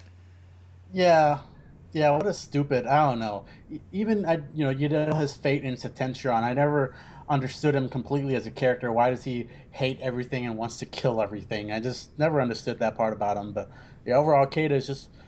I guess they put so much effort into all the other 12, 13 characters. There had to be one rotten egg in the bunch. Yeah, it's so strange. Like in the Septentrian arc, once you recruit him, he's just this tough guy, solar kid. But never in the entire Septentrian or the Triangulum arc is there any reason given why he is like that. It's not like you find out like like you find out that he lost his little kid or little brother or somebody or his big brother or his family or some stuff like that where you're like, oh, now I understand why you are this way, that you had to live on the streets and fend for yourself. But they never added that in there. He's just a keeps being a very one-dimensional character um, throughout the entire game, and he sides with Ronaldo, I think. Mm, I No, I think. think he went with Yamato because Yamato wanted like a society where the Oh people yeah, with yeah, yeah. skills or are strong should lead. So he's definitely for that. Yeah, exactly. No, you're true. Because he was dead in my current playthrough, I kind of forgot about that. But so he just Yeah. and then it shows in the Septentron ending where everybody gets like a nice combined. You have the Io and Daichi and the main character paired up, and you have Irie and Hinako paired up and all that good stuff. But Keita was just on his own, and just in Triangle, he's just in that fucking limo on his own, being like a box champion. It's kind of sad that he's just like the loser character in an obviously fantastic cast of characters. So let's not talk about that, Keita anymore. But let's actually Yeah, just we're talking about him too much. yeah, He's getting it's too much a spotlight here. we already talked about him more than you'll actually play with him in the entire game. And you would probably think that, oh, he is this tough boxer character. He is like super strong or something. But actually, he's the second strongest fighter character in the game, because there's a much OP physical fighter, and that is Jungo. Because Jungo actually has 40 stat 40 up until like level 60 or something, whereas Keita just he's he's not even the strongest. So what the fuck's up with that? Yeah, I remember once I got Jungo, I remember seeing his stats like, oh man, he has really high attack. He's definitely gonna be in my team, and he never left after he joined my group. Oh yeah, no, especially when I was still struggling. Now it doesn't really matter anymore on New Game Plus, but he got me out of so many tough situations where it's just assassinate and pierce, and he would just come in and just destroy. So he's very powerful. So let's actually talk about Jungo a little bit. So Jungo is this very kind-hearted savior type of character that you meet when you're in Nagoya. Originally paired up with Irie, but later on in the game, I feel that Irie is more paired up with Hinako. So Jungo is kind of Yeah, on his own character, but he has two things that I like a whole lot about him. That's the fact that he's like a cook, so he had a top upbringing, and he learned, and he's training to become the chef, and he is always trying to get people to eat his chawan mushi, which when I was in Japan, man, when I was in Japan, we would get these meals, and they would always put chawan mushi on the table, and I just couldn't do it. I don't like chawan mushi. It is not for me. So, okay, I was about to ask you that because I didn't try it when I was in Japan, but seeing it in the game kind of want to make me to try it. It looks really good, but I get the sense that all the other characters weren't interested because you kind of try to shove it in everyone's face. So I guess that's true in real life as well. Is it a dish specifically from Osaka, or is it available throughout Japan? no, it's available throughout Japan, and it's usually like a side dish. And it is, it is. I just couldn't wrap my head around it. It is not like it's very gross or there's some crazy ingredient in there, but it's kind of like jello or pudding, but it's like savory. Like So seafood pudding. yeah, it's like seafood pudding. So they put Yeah. like vegetables in there, and maybe some have chicken or some have seafood, but it's also warm. So it's my brain just couldn't connect with it. So it was just like I just want it to be sweet or something like pudding, which we do eat in the Netherlands. We do have pudding, and you put nuts in it or stuff. But so I didn't really eat a lot of the chawanmushi, and usually my friend who I was traveling with, to be, we would just sneakily trade the chawanmushi, so it didn't look like I was, being an asshole or something. He would eat it, but it was, despite me not liking the dish, it was a really nice personality trait, because he would just show up out of nowhere, and he's like, people were fighting, and it's like, but here's my chawanmushi, just enjoy. And he would try to make it, and that's something I really liked in the Triangulum arc. I don't know if you had it, but in the Triangulum arc, he would just be continuously trying to improve his chawanmushi, and some other characters would just pass him ingredients to use, which those were some ridiculous ingredients like special energy tablets, medicine, or like this super strange, soda drink. I think that was really Oh yeah, really that wasn't hilarious. a running. Was was it at a running joke throughout the whole game with Daichi and that drink? Yeah, I remember that Yeah, that special exactly. drink. Yeah, no. So that was a lot of fun, So and go for it. let me ask you this about Jungo. Since you played the original Devil Survivor, overall, I thought the voice acting throughout the whole game was great, but for some reason, I don't know, Jungo's voice was totally different than what I expected. Just based on his character design, I thought he was gonna have this deep voice, this kind of real manly kind of voice, but it was like very, I don't know, it's very funny Hmm. how it came out. I What never did you really think? really thought about it. It kind of fits. He has a soft spoken voice. It's a little bit different, but it if you compare it to, say, a certain asshole who has this very a tough sort of voice, I think it kind of fits. It kind of fits. I can't really remember my initial thoughts when I went into the game, like what is this voice going to be. Um, so I don't actually know if I don't think it's actually the case.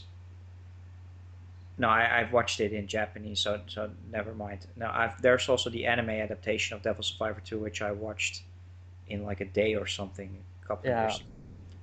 But I, that was in I don't Japanese. know, just based on seeing his sprite and he was a chef, I just imagine having this grand voice.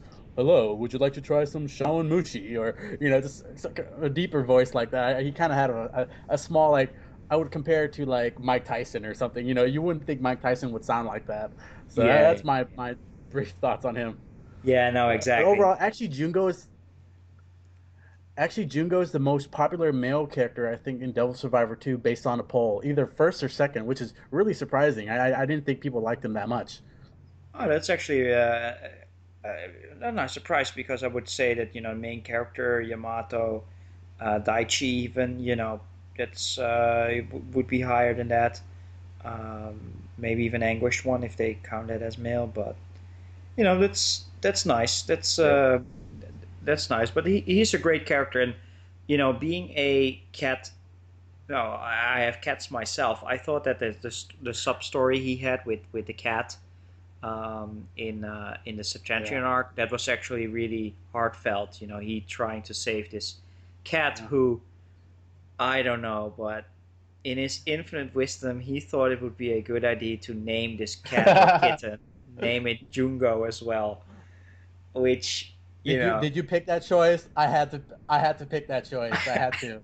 I When picked when you that get choice because he brought it up himself. You could name it Cookies or Button, but he said, let's name it Jungo, and Otome was like, but won't that what the be fuck? confusing because you're Jungo? And he's like, no, I think it fits. And I'm like, yeah, sure, okay, we'll call him Jungo. But that was actually, once it opens up to the later day, and them trying to save it and then trying to set it free again, that was actually very heartfelt. So he is definitely one of my favorite characters in the game, because he had the great stories, great humor, being a very useful character in the party as well, in the battles, and I just overall one of my favorite characters would be Jungo. Yep, absolutely agree. Probably my top three and four male characters. Definitely very likable.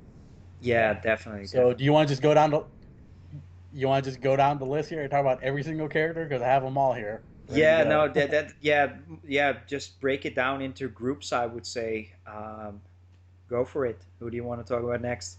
You want to just get like the main ones out of the way, like the your beginning. Let's talk about the protagonist. There's lots quite to say about him as well. He's pretty interesting, even for a silent protagonist. Yeah, no, no, definitely. Go for it. So what I really like about I think his official I think there is an official name Hibiki Kuze. At least that's what the anime is called him. So that's what I named him in my game. So we'll call him Hibiki for the sake of whatever continuation. But overall, he has that silly bunny um, hoodie thing, which I find really cool. So main protagonist, yeah, Hibiki. I find him quite interesting, especially his dialogue choices. You have your nice guy option, then you have kind of like your asshole option. But then there's like a third dialogue option that's kind of like your troll mode. You're just kind of being super silly and just kind of out of the blue. And for the most part, if you pick that, you're gonna piss people off. But I think it's pretty funny to have that for you. I think that kind of fits his character very well. He's just kind of silly about everything. I don't know. I thought Hibiki's a funny character. Oh no, definitely. I really liked his design. With his haircut and that white hoodie that he's wearing. But some of the dialogue options that you can pick were actually really hilarious just to see them. Some I think would is is definitely Atlas USA just adding in some nice, some nice, meme like answers in there. But in general, I just really like the fact that how he handled the situation. And what I really like from the options as well is you basically had the option to kind of be very smart and like you knew it all in advance. For me, as I already played the DS version, there was a lot of options in there where he would like agree with like the super smart characters or like Yamato and stuff that Yeah. he would say like, oh, so it's like the Septentrians, they're from the stars or something like those types of answers. Very intelligent answers, knowing in advance, and then sometimes very smart remarks and just fun jokes. So that's definitely something that I really enjoyed. It's always sad to see that they are indeed a silent protagonist, that he doesn't even speak the option you pick. But that's how it that that's just the standard how it goes in the games. I can't really remember him from the anime. Like I mentioned, I've watched the anime back in 2013, I think. Very quickly, right after the Persona 4 one, I just turned it all, watched all 13 episodes. So I think I'll watch it again and see how his voice acting is.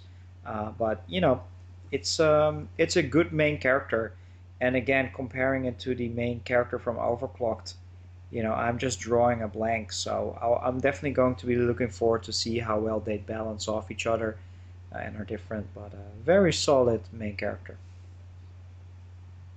Yep, absolutely. And surrounding him, we got this game's Yosuke or Junpei Daichi.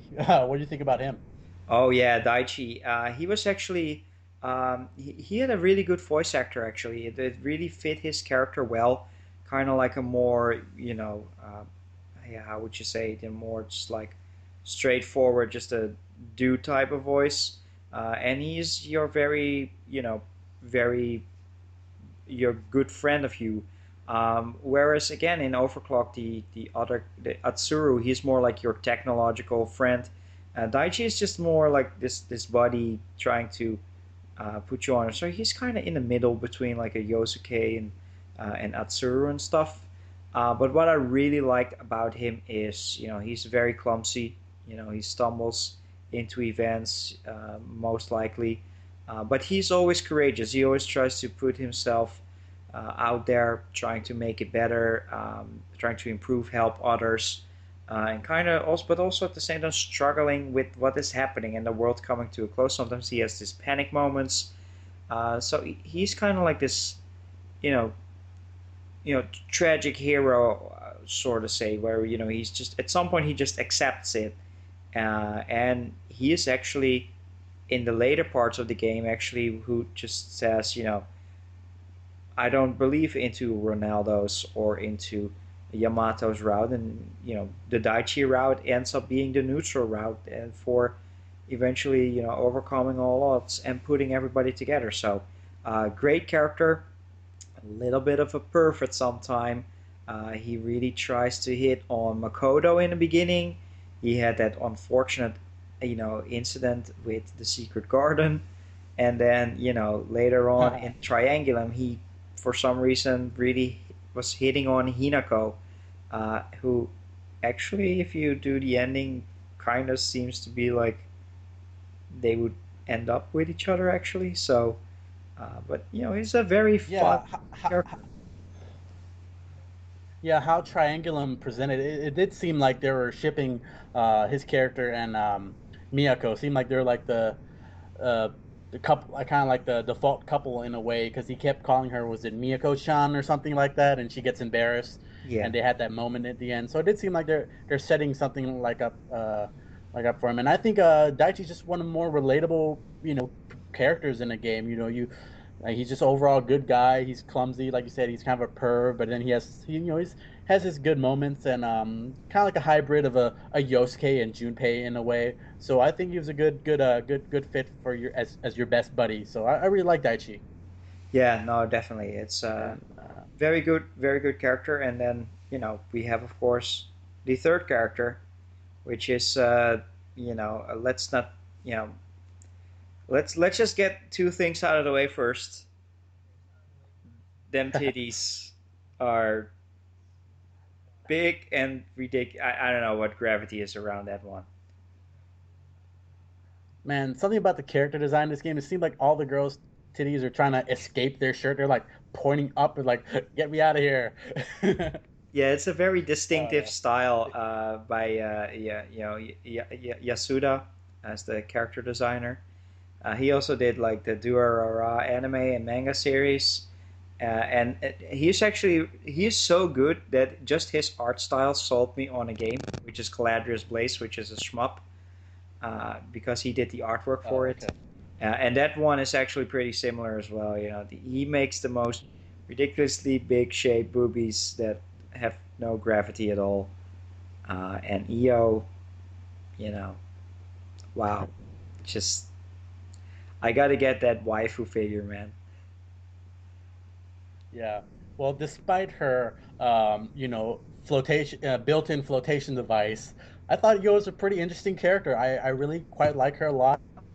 She's not my favorite, character in the game. She's my third or fourth favorite, but I think I really like her development. In the beginning, she starts off as just your typical, whatever default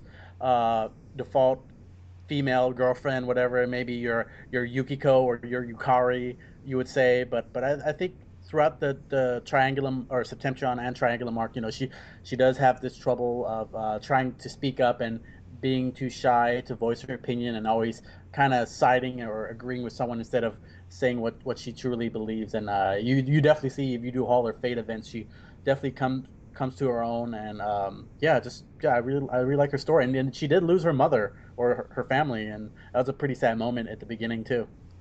That was a very sad moment, and that was actually one of the sadder moments in the game.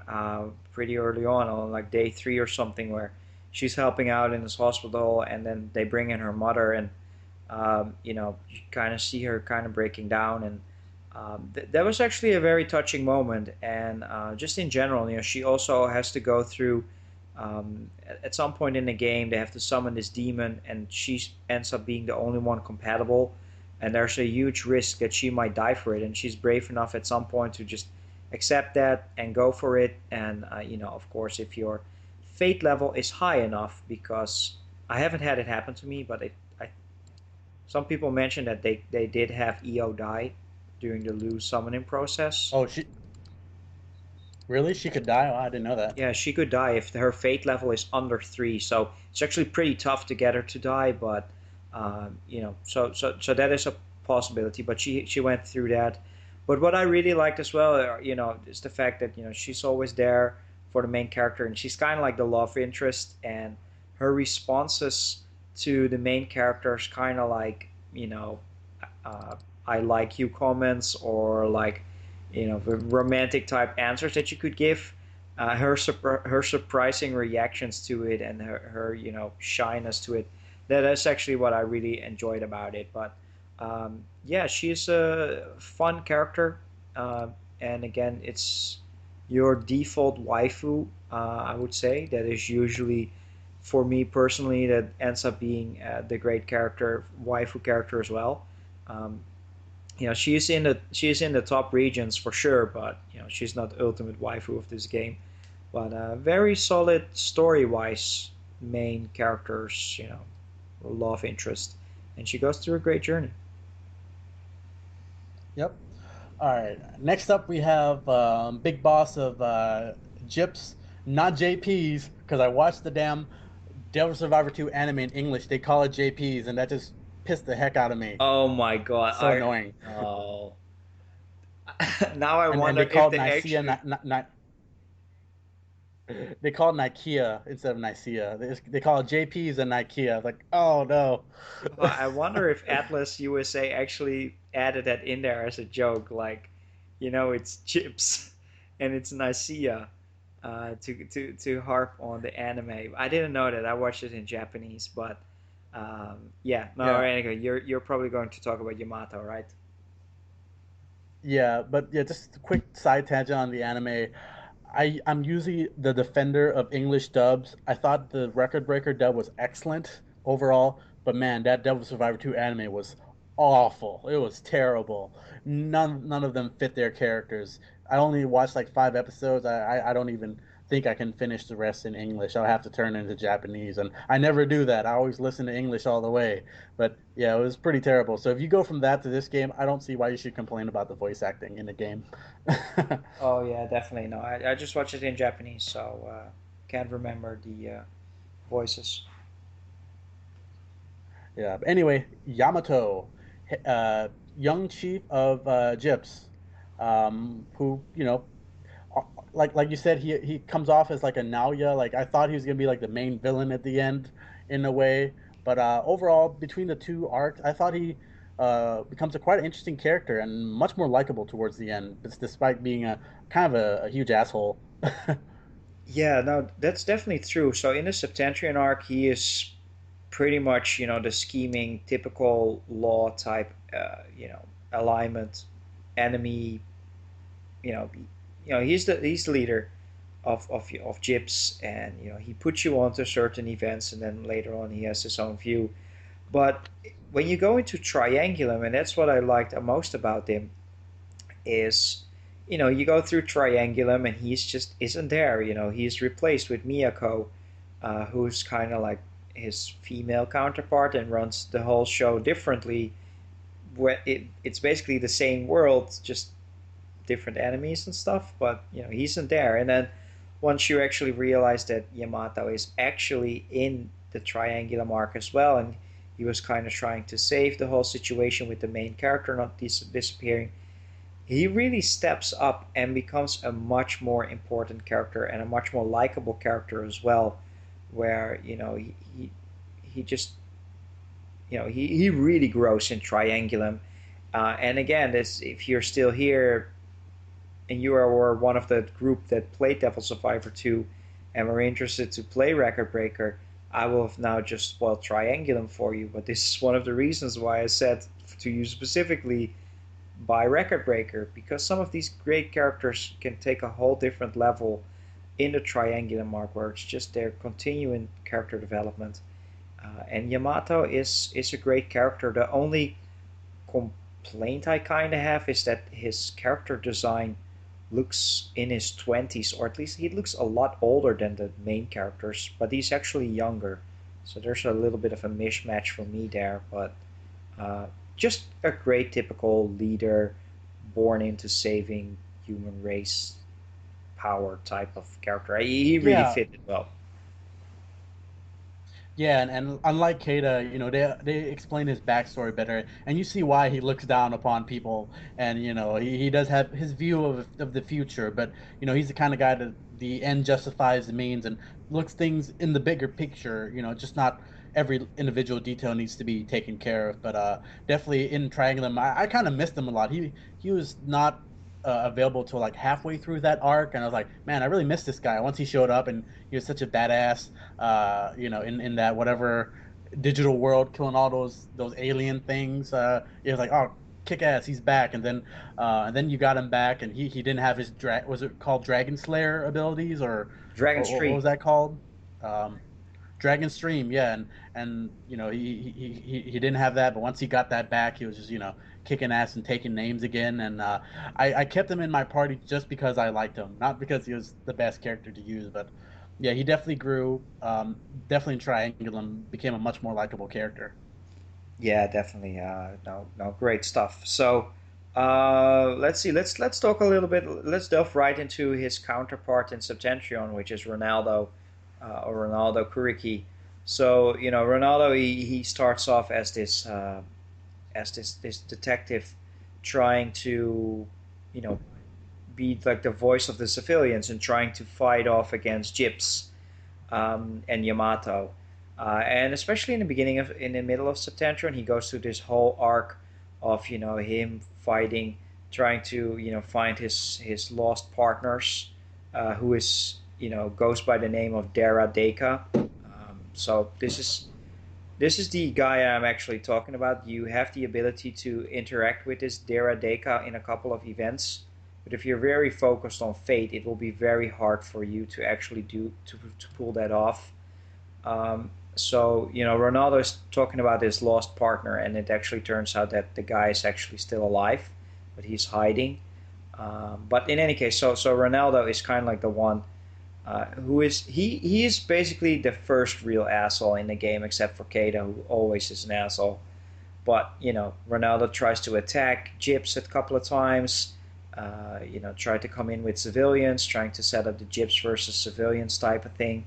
Um, but again, even though Ronaldo wasn't really that much into Triangulum, I think he really goes into a nice story development as well once he actually has his own route, which I'm currently on right now, where he's trying to fight for equality and trying to protect the weak, which is a very admirable thing to do and a very tough thing to do.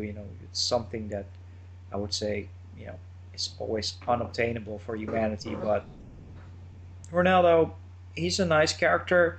Very unfortunate name though, because I'm a football player, football fan, and we all know what a dick the real Cristiano Ronaldo is right now. So, you know, Ronaldo Kuriki, yeah, it's a he's not as awesome as Yamato, I would say. He's just a solid character that's there, but admirable, but nothing really special. I don't know how you feel about that. Yeah, same here. I thought he was an interesting character. Definitely not one of my favorites. Definitely kind of like the compliment or the opposite of Yamato. Interestingly enough, just to go back to Yamato back and forth here for a second, with the whole law and chaos thing, did it seem like both characters can be either law or chaos? Because it's very very gray in a way where it's like, okay, so Yamato wants this whole structured uh, society with like the more superior or more OP people get to rule, and that's a very law way of thinking about things. Wouldn't you agree? But then he's presented as the chaos character because he seemed like the bad guy, Yeah. and with Ronaldo, he supposedly is the good guy who's trying to fight for equality and to get everyone on the same playing field. At the same time, he goes about it in a chaotic kind of way where he's just rebellion and go against an organization. So these two characters can be either to me. I don't know. It's very interesting. Yeah, no, definitely. There's definitely something to be said for that. You know, they balance off in terms of alignment, balance off very well, nice to each other. So there's that. I'm playing through the Ronaldo right now. I have never played. That's actually the only route I've never done so far on either DS or 3DS. It's the Yamato route. But he's just a solid character, that is just there. Never really used him in battle. Never really cared that much about him. Yeah, but he's definitely not one of the worst characters. Nope, he's okay. All right. Let's move on to another male character. Actually, my favorite one, Mr. Yuzuru Ake, or I just call him Joe. What a goofball that guy is. I love Joe. He's my number one favorite male character in the game. Interesting. Because Joe, while he's one of the first characters that joins you when you're in Tokyo, and he is hilarious. He is a great silly character who just doesn't give a fuck at all. He just stumbles around, comes late to shows, makes jokes all the time, doesn't really take it serious. But I was kind of turned off by Joe when I was starting to do his fate events because it turns out that he is actually he has this girlfriend he's taking care of who's in the hospital, and he is really struggling to come to grips with that, which is understandable, of course. But he's a very avoiding character, and that made me not like him that much. So he was just using his laid back attitude and his humor to just to avoid the serious situations that were going on, and I was kind of put off by it. From my perspective, he was hilarious throughout, especially in the beginning of the game and the middle part. But the further I got through the game, the more I noticed that, especially on my second Septentrion playthrough, I noticed that he was actually on Fate 2, whereas Keita was on Fate 1. Um, so that was kind of interesting. So I wasn't a big fan of Joe. I would say he's in my lower regions, but he did bring a lot of humor to So it, so which would, is so I guess after maybe the second or third playthrough, his humor's kind of gone stale after a while, I guess. But yeah, were yeah. you able to finish his? I maxed him out in Triangulum. Were you able to see him finish his proposal and wedding with his girlfriend? That part. Well, I did see it in the ending that they were that they were marrying, but to be honest, I didn't really do all the fate events in Triangulum, so that is definitely something that I would do to kind of get the full resolution for Joe. Yeah, maybe that's why we have a slightly different opinion on him. Maybe you're able to see because you said there's that middle part where that his internal struggle is that he's try to avoid conflict, avoiding responsibility. He's what, like 25 or 26, but he acts more childish than the main characters and his friends. Like I said, he's just being a goofball all the time when he has all these real problems he has to face. But he does go through a journey kind of like EO, and then does end up accepting responsibility and really caring for his girlfriend and seeing how she's the most important thing in his life. And if you max out his events in Triangulum, you definitely see that, and the lead up to his proposal and the wedding, and the effort he put into that more than he ever did with anything. So you definitely see a growth in Joe. So that's what I really liked about him, despite all his wittiness. And Oh, definitely. No, actually, I think the last thing what I saw was that he lost a ring or something like that in Triangulum, and that's where it ended for me because I ran out of time. yeah, yeah. So definitely, when you get a chance, go back and fade him up. But some of his funnier moments, which I really love, of course, you got the infamous rainbow. Oh yeah, the Can't rainbow. forget That that. was Or that that was hilarious. yeah, you're talking about the beginning, about the Rainbow Bridge, and that was one of the dialogue options. And that's the one thing I really like about Joe. With every other main character, you have your dialogue options. If you pick the troll funny option, everyone kind of gets pissed off. But with Joe, if you pick that option, he kind of goes along with you and has fun, and that's why I really liked him. Oh yeah, no, especially in the beginning. It's like when you introduce him, you can say to him like, "Hey, no, long time no see," and he's just like, "Oh, accepting," like, "Oh yeah, man, it's fun to see you again." And he is a really fun character, and I'm definitely going to try to on my next Triangulum route to try and complete his fate story, so I get closure on that and maybe like him a little bit more than I am right now. Yeah, and just one last Joe tidbit. Yeah, gush about it more. More characters talked about it. But one of my absolute favorite events is one of the moments I actually laugh out loud to myself. It was I think it was his fate event or like a story event where these random civilian was thinking Joe was a spy for Gyps or something. He was just kind of snooping around his building, and the guy like, "Are you a Gyps spy?" And Joe's like, "Oh, spy, cool. I always want to be a spy, just like Lupin the Third." Then the guy's like, "Lupin the Third is a thief, you idiot." Oh yeah, that was hilarious. That was in one of the Ronaldo events, I think. Oh, that was a Yeah, hilarious. I just had me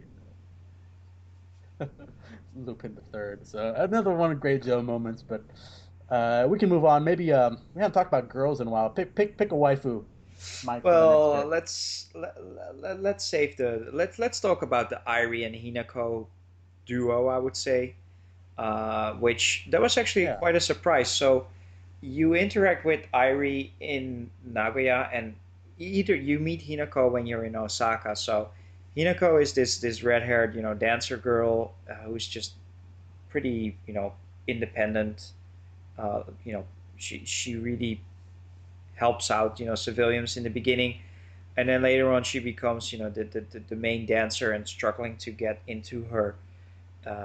Just she feels useless because she's just a dancer, and doesn't really can contribute. She struggles with saving people.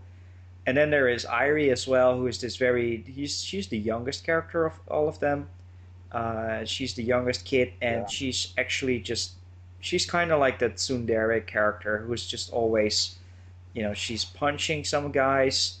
She's always, she's the typical tsundere character. If for the people who are real, it's tough to explain, but she's like this, you know, emotionally closed. Like a Marie, Yeah, almost like exactly, a like Marie Marie. in Persona Yeah, 4 Golden in a way. yeah, exactly. It's Yeah, that type of character who's just, always when she's confronted with emotions or like romantic feelings, she just bounces back and says something stupid. So she was going through this whole problem with her piano stuff, etc. So that those were nice stories on its own. But then when Triangulum happened is when they stepped it really up. Is where in the Triangulum world it turns out that Hinako and Irie just became like this duo, this pop duo. Of course, Hinako dancing and Irie playing the instruments, and that's where it really stood up for me because then in the Triangulum arc, they both grew. Hinako became a much more caring, and had other abilities to help out, and then Irie lost some of that, tsunderiness, that rough edge, and became a more caring character as well. So they really grew together, and it's great to see that they put those two together even more in the record breaker part, because they were always butting heads and rifling, and even when they were a duo, and you would think that they're these great friends, and they were still butting heads, and that was just. Then you have EO trying to fix it, but it wasn't really needed. So it is a great dynamic between those two female characters, bouncing off of each other. And while I didn't really use them that much in the game, they have very interesting designs. Irie with her very pink-haired girl, pink hair, and then Hinako with the orange red hair. Um, Very nice mid-tier characters again that are really really likable, have their own personality traits, and it just shines more when they bounce off very well with each other, especially in Triangle. yeah, I completely agree. Irie Bon, I actually prefer her design probably the most. I really like her sprite work and just her overall design and clothing in general. I thought she looked pretty appealing. Not to be trying to sound like a perp, but she looks cool. And I like her. They're bickering between the two, almost like a big sister little sister relationship. And you're right towards Triangulum in the end. What seemed to be like maybe a violent or whatever fight they have, it's actually endearing in a way. It's that's how they express their relationship with each other. Kind of violent outbursts, just kind of arguing all the time, and her calling like stupid Hina all the Yeah, time. So yeah, yeah, some very I thought a great addition to the overall party. Like kind of brings, I wouldn't say comic relief, but just brings a smile. Like with it because they're like entertainers. So I think they fit in well with the overall dynamic of the team. So I really like those two characters. Not the top though. yeah, So definitely. good Yeah, stuff. like the the top of the next. So we talked about the main characters. We talked about Keita and Jungo, Irene, Hinako. We talked about Yamato and Ronaldo. Then we have the I think we're getting into top tier waifu we we stratum. we are getting into top tier waifu stratum, and we're actually getting into what's kind of like they're kind of grouped together because they were all three of them were working for Gyps. Makoto is the more soldier, more in the field, and right hand lady for Yamato. And then you have Fumi, which is of course the hacker slash communications computer expert. And then you have Otome, who is the medic.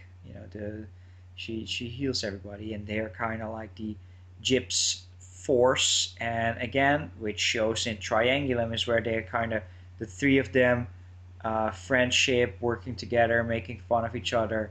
And while I am not a major fan of Makoto, again, it was she was a good character, but I didn't like her as much as say top tier waifus, which are definitely Otome Yeah. and Fumi. So Makoto, damn it.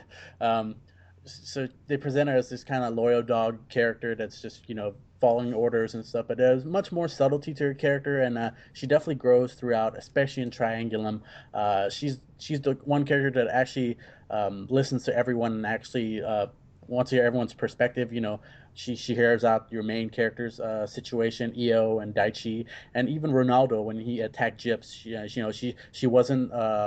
Out there, she wasn't siding with Gyps. She was trying to hear him out and actually let him go, and had to take shit from Yamato. And yeah, she's overall just a good character that has good intentions, even though she's still very loyal to Gyps, and even shines more in Triangulum arc when finally she really disagrees with Miyako, which we'll get into in the end, and her way of dealing with things, and definitely grows into her own character and has her own ideals, but still very caring of others. And little thing I really like about her.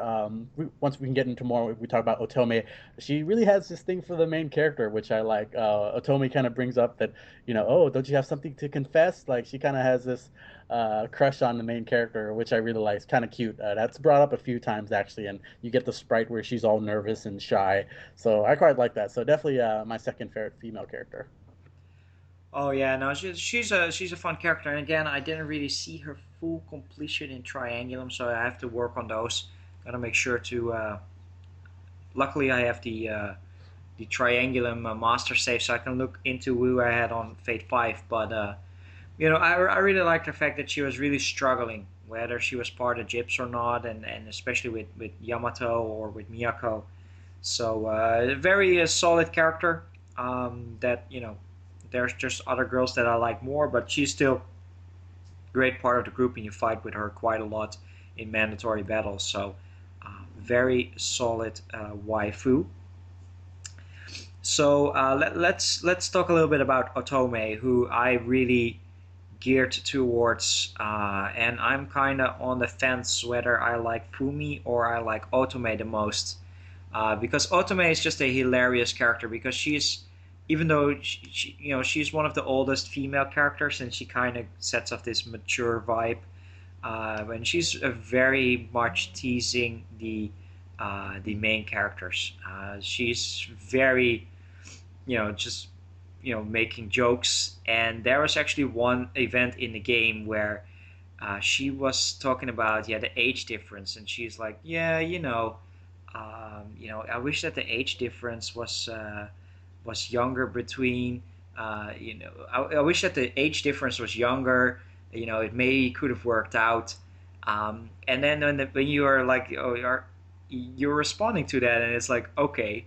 But then it actually turns out that she was talking about the main character and her adopted daughter. Well, not really adopted. She takes care of this young little girl called Koharu, who her parents passed away. But that was actually really nice. She's a really fun character. She's very caring. She's very helpful. very teasing, and I really liked her design, sprite work as well. It's very blonde, you know, mature. You know, she just comes in as a medic and stuff, and um, she really struggles with Koharu trying to protect her. Has a very nice story with that as well, in Septentrion and Triangulum. So I really enjoyed Otome, and I used her quite a lot in the actual fights. And I'm kind of on the fence whether I like her or Fumi the most, but they both complement each other well. So yeah, I really liked Otome. Yeah, and before we get to Fumi, so initially Otome, she came very late in Septentrion. I think she was the last playable character you can unlock, if you don't count Alcor or whatever. True. But yeah, really based on her design and what I saw in the beginning, I thought she was like a last minute added on character. Just like, oh, she's probably like a one dimensional, just to have another character. I didn't thought she was gonna play an important role or have any good moments, but actually ended up being one of my favorites as well. Like you said, you mentioned all her great backstory with her adopted daughter. I really like, but the vibe I got from her is she's kind of like this auntie or single mother, who's kind of like that's very playful. That's kind of like a MILF kind of character that kind of likes to play with the younger boys. That's the vibe I got from her. And just like Joe, the dialogue options, you can pick the troll choices, and she'll go along with you, which that's what I really love about her. Oh, definitely. Yeah, and actually in the Secret Garden event, which we'll talk about with Fumi more, after that, if you talk to her, she knew you were there. She's like, I know what you did. Yeah, So you did her favor.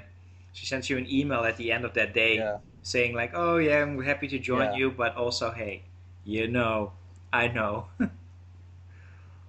yeah. So I quite like that, and like you said, she's good battle wise as well. Yeah, just overall great part of the team, and yeah, I love her dynamic and definitely top tier waifu. Yeah, no, definitely. She's a great fun character, with humor and yeah, just a great character. So that's Otome. Just too bad that she joins quite late. She's indeed the last to join. So that brings us to Fumi Kano, the absolutely. It's your favorite waifu of the game as well, right? Oh yeah, base Fumi. Yeah, so much to say. Biggest tits, highest magic. Yeah, no, that's the same Overall, for me as well. She is the most useful character because she's the most highest magic user in the game. And then she is just a ridiculously insane character. So you meet her quite early on, actually, where she's just like this possessed demon summoning girl behind a computer, and she is the most intelligent mad scientist character out there. She would do. I would love to see her in the Steins Gate universe because she would match that so well. She's just like this completely aloof, just devoid of all sort of social interaction character. But she actually has a really nice story, and she's just like experimenting and trying to learn more and struggling with memories. And her experiments on like Jungo and stuff were hilarious as well. So just she looks very nice. Her design is very nice, and she's just an absolutely ridiculous character that is very prevalent throughout the game because she's always the characters always turn to her for theories on what's happening and who's behind this and trying to figure out what Nicaea is and the Septentrions and all that stuff. So very happy that she's a big part of the game. She's the most useful character to use. She can be very funny based on her reactions, and yeah, she is actually a very well designed and well rounded character, so to say.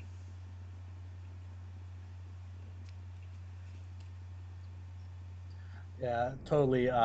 First of all, I really love her design. I love that smirk she has, that smile she does, like kind of sinister in a way, but very playful. And she got that Chinese kind of dress, which is really cool with the jacket over her, the Gyps jacket. So I just like her design in general.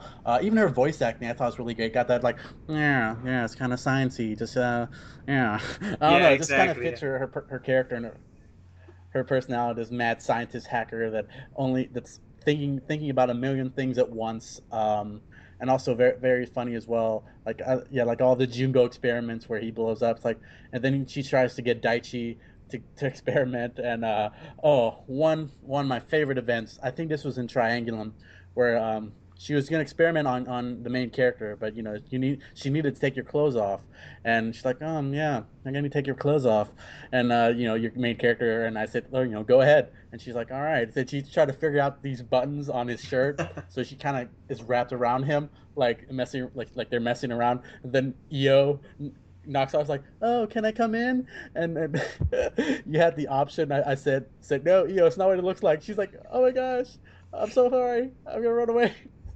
Yeah, that was And a then hilarious Daichi, event. and then Daichi shows up. He's like, "Hey, what's going on, guys? I'm coming in." Then like Daichi's like dumbfounded. He's like, "No, this can't be happening. Oh my gosh!" And the main character, I was like, "Daichi, go away!" And then he's like, "All right, I'm gonna come in again." He knocks the door and comes in again, trying to pretend like it didn't happen. And he was like, "No, this. Why is this happening to me?" And that's just one of the funniest moments. And her laptop scene with Trumpeter, come on, that's like Oh, super OP. oh, that So yeah, was that was so awesome because when I was basically it's on the sixth day or something, and it's like the third time you have to summon this demon again, and I was like, oh my god, we're going into this entire fight scene again, and I have to do a battle, and I have to recruit him, and but then this time around they said no, we're just going to bring in Fumi. And she's just going to kick Trumpeter's ass, and you just instantly get him without having to do an entire battle. That is a great fucking yeah, scene. yeah. She was raining a laptop on his ass, smacking with them laptops. Oh yeah. So overall, yeah, utility wise, design wise, character funniness. I don't think she has quite as the depth as Makoto or Io, in my personal opinion, but as a complete package, definitely top tier waifu. And man, I really wish they made a figure for her, but there's no such thing. I really wish they did, but yeah, Yeah. definitely great stuff. Sadly, no Fumi love on the figures. I know that there's just one for Io and one for Irie, but she is definitely my favorite female character in the game. But like I mentioned, it's the entire cast of characters. I know we haven't talked about two specific characters yet, which are the most important, I would say, story wise. But I just really like this entire, Yeah, group of characters coming together. They have some really well designed and different style of female characters, both in their design and both in their personality. For those who know me, I tend to aim more towards the female characters in general. Like I mentioned, I don't really care about the male characters all that much. So yes, I end up not caring about Keita, and I end up not caring so much about Joe or Daichi even. But then the female characters is what usually sell a game to me, and they really did it well in Devil Survivor 2. Great diversity and different. So it's a very well-rounded cast of characters that I really like. It just fits really well together. They play off each other, and with both Septentrion and even Triangulum. I still have to do a lot of Triangulum fifth arcs, Fate 5 arcs. So just great cast of characters, and for me that leaves me with the two sort of behind the scenes setting the story around, especially in Septentrion. It's of course Psyduck, El Psyduke, or Elcor, or the Anguished One, who has a great design. I really like that shirt he's wearing or design. It's just great. yeah, that's so cool. Yeah, he's such a cool looking character to begin with, and I don't know what's up with all the names. I call him just Alcor. That's the go-to name for me. But Al Psyduck's kind of like the running meme here. But yeah, he's like this mysterious character. I don't know. It's just kind of like a what's the word? Kind of like he's definitely not human. You can tell that, but he's just kind of like an oddity, and he's kind of there to guide the main character. And once you find out who he was, and actually in Triangulum, you actually cared for him even more. And Yeah, I just want him on his, just want to be on his side. He's just a really cool character.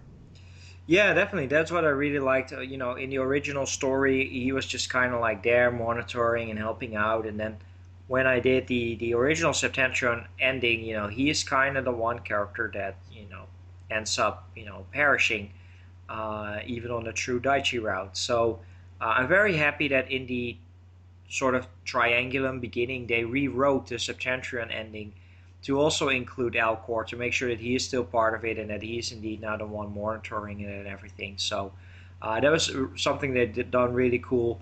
And then also, of course, the fact that in Triangulum he is again there trying to help out, and in the ending, it's kind of like, yeah, what if you're rewriting this entire world? We won't be here, and then of course at the very end, he's the final character that they actually show, who was just sitting there on his surfboard. But he is a really good character. Just swoops in, flies down, very mysterious, very nice voice acting, slow voice as well.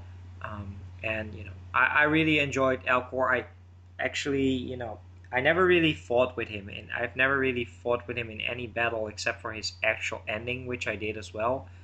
Um, but it's it's a nice character, I would say. It's that he has his own ending. It's kind of like another sort of neutral route that you can take him on. You don't pick Daichi, Ronaldo, or Yamato, so um, it's a it's a fun character. But the only thing that I don't like about him is that he was just monitoring, and there were certain events that he did where he still ended up doing certain things that directly involved him killing people, which I didn't really like that much. So he used those like Botis and Bifrons. He used those demons as his pawns, and they were just killing people left and right. And I don't necessarily agree with doing so, but it's just to push the characters along. But um, you know, Alcor, from his design and all that stuff, is a very solid character. Yeah, and I really want to go back and do his ending in Septentron. Actually, I did his ending in Triangulum, which is really cool. I highly recommend you do that. I think that's called the Administrator ending, which is pretty awesome. It's the same boss battle, but just different ending, obviously. But yeah, in Septentron, yeah, it does kind of contradict where he's trying to guide the main characters and the group to certain path, but at the same time throwing them obstacles. But like you said, he just want to, try to push them along. But overall, he's a pretty decent character. I quite like him a lot. Yeah, no, definitely. All right, that leaves us with the final and 15th character that joined specifically for Record Breaker. You can see her on the box, and that is, of course, Miyako Hotsuin. So we talked about it a little bit already with Yamato. She is actually replacing Yamato in this world, and you will later find out why that is. But once you're actually in a Triangulum arc and you find out that Miyako is there, she's now the chief of Gyps. She runs things a little bit different. In the beginning, she's very helpful. She tries to help civilians. She doesn't really think that people are expendable. But then she also has this edge of mystery around her, and the more the main characters recruit again and try to fight these triangulums, you realize she does things a little bit different there. Why is she capturing the triangulum? Why isn't she finishing them off? And she gets into certain arguments, and she becomes a very double-faced, villainous type character. But then it flips again, and it's just I really liked what they did with Miyako. They gave her a very nice arc, where again, she goes through all sorts of range of emotions. You think she's the villain, she thinks she's your ally, and of course everything just flows really well. Her fate story was really nice because if you wanted to get the record breaker true neutral ending of Triangular, you had to get her to level 5. And then that ending in there, I thought that she was a very nice character. She's designed very well, with her Gyps jacket and her hair and style and everything. Um, and I kind of really liked the fact that she was like half human, half, administrator thingy. So Um, I really like Miyako Hatsune. She's a great addition, and she is really the heart and soul of Triangulum. Yeah, pretty much. How'd you like the fact that they gave you like four different chances to say in your dialogue option, aren't you just Yamato and drag? Yeah, I saw that a lot. I didn't really pick it because I wanted to get her to level 5, so I didn't want to offend her. But when I saw that option the first time, I really laughed. When they're trying to figure out like where Yamato is and why he isn't the chief, you had the option to just pick. I think you're just Yamato in drag. That was actually just absolutely hilarious, and it appeared actually a couple of times indeed. So really, really nice joke there from Atlas. Yeah, I only picked it the first time. She just went like, I don't know who is this Yamato you speak of, but whatever. But I'm sure after the third time, if you keep saying that, she'll probably be pretty pissed off at you. but but you know what? Yeah, she does get you on this roller coaster of emotions. There's so many twists and turns. Like, man, do I trust this bitch? And now she wants to kill me and sacrifice all of us. But then she has her good intentions. And actually, I didn't realize this till much later. That's actually the first bad ending of this arc. If you agree with her, and I looked it up on YouTube. It's such a shitty ending, where you agree, you and your friends and Alcar, okay to be sacrificed for the greater good of humanity. But man, it's not a good ending at all. So if you bow down to her, you miss out on that boss fight and the last couple days. So definitely don't do that if you're still listening and you haven't played. Yeah, Yeah. that part was pretty shitty. But yeah, I overall, I really like her design. Oh, go ahead.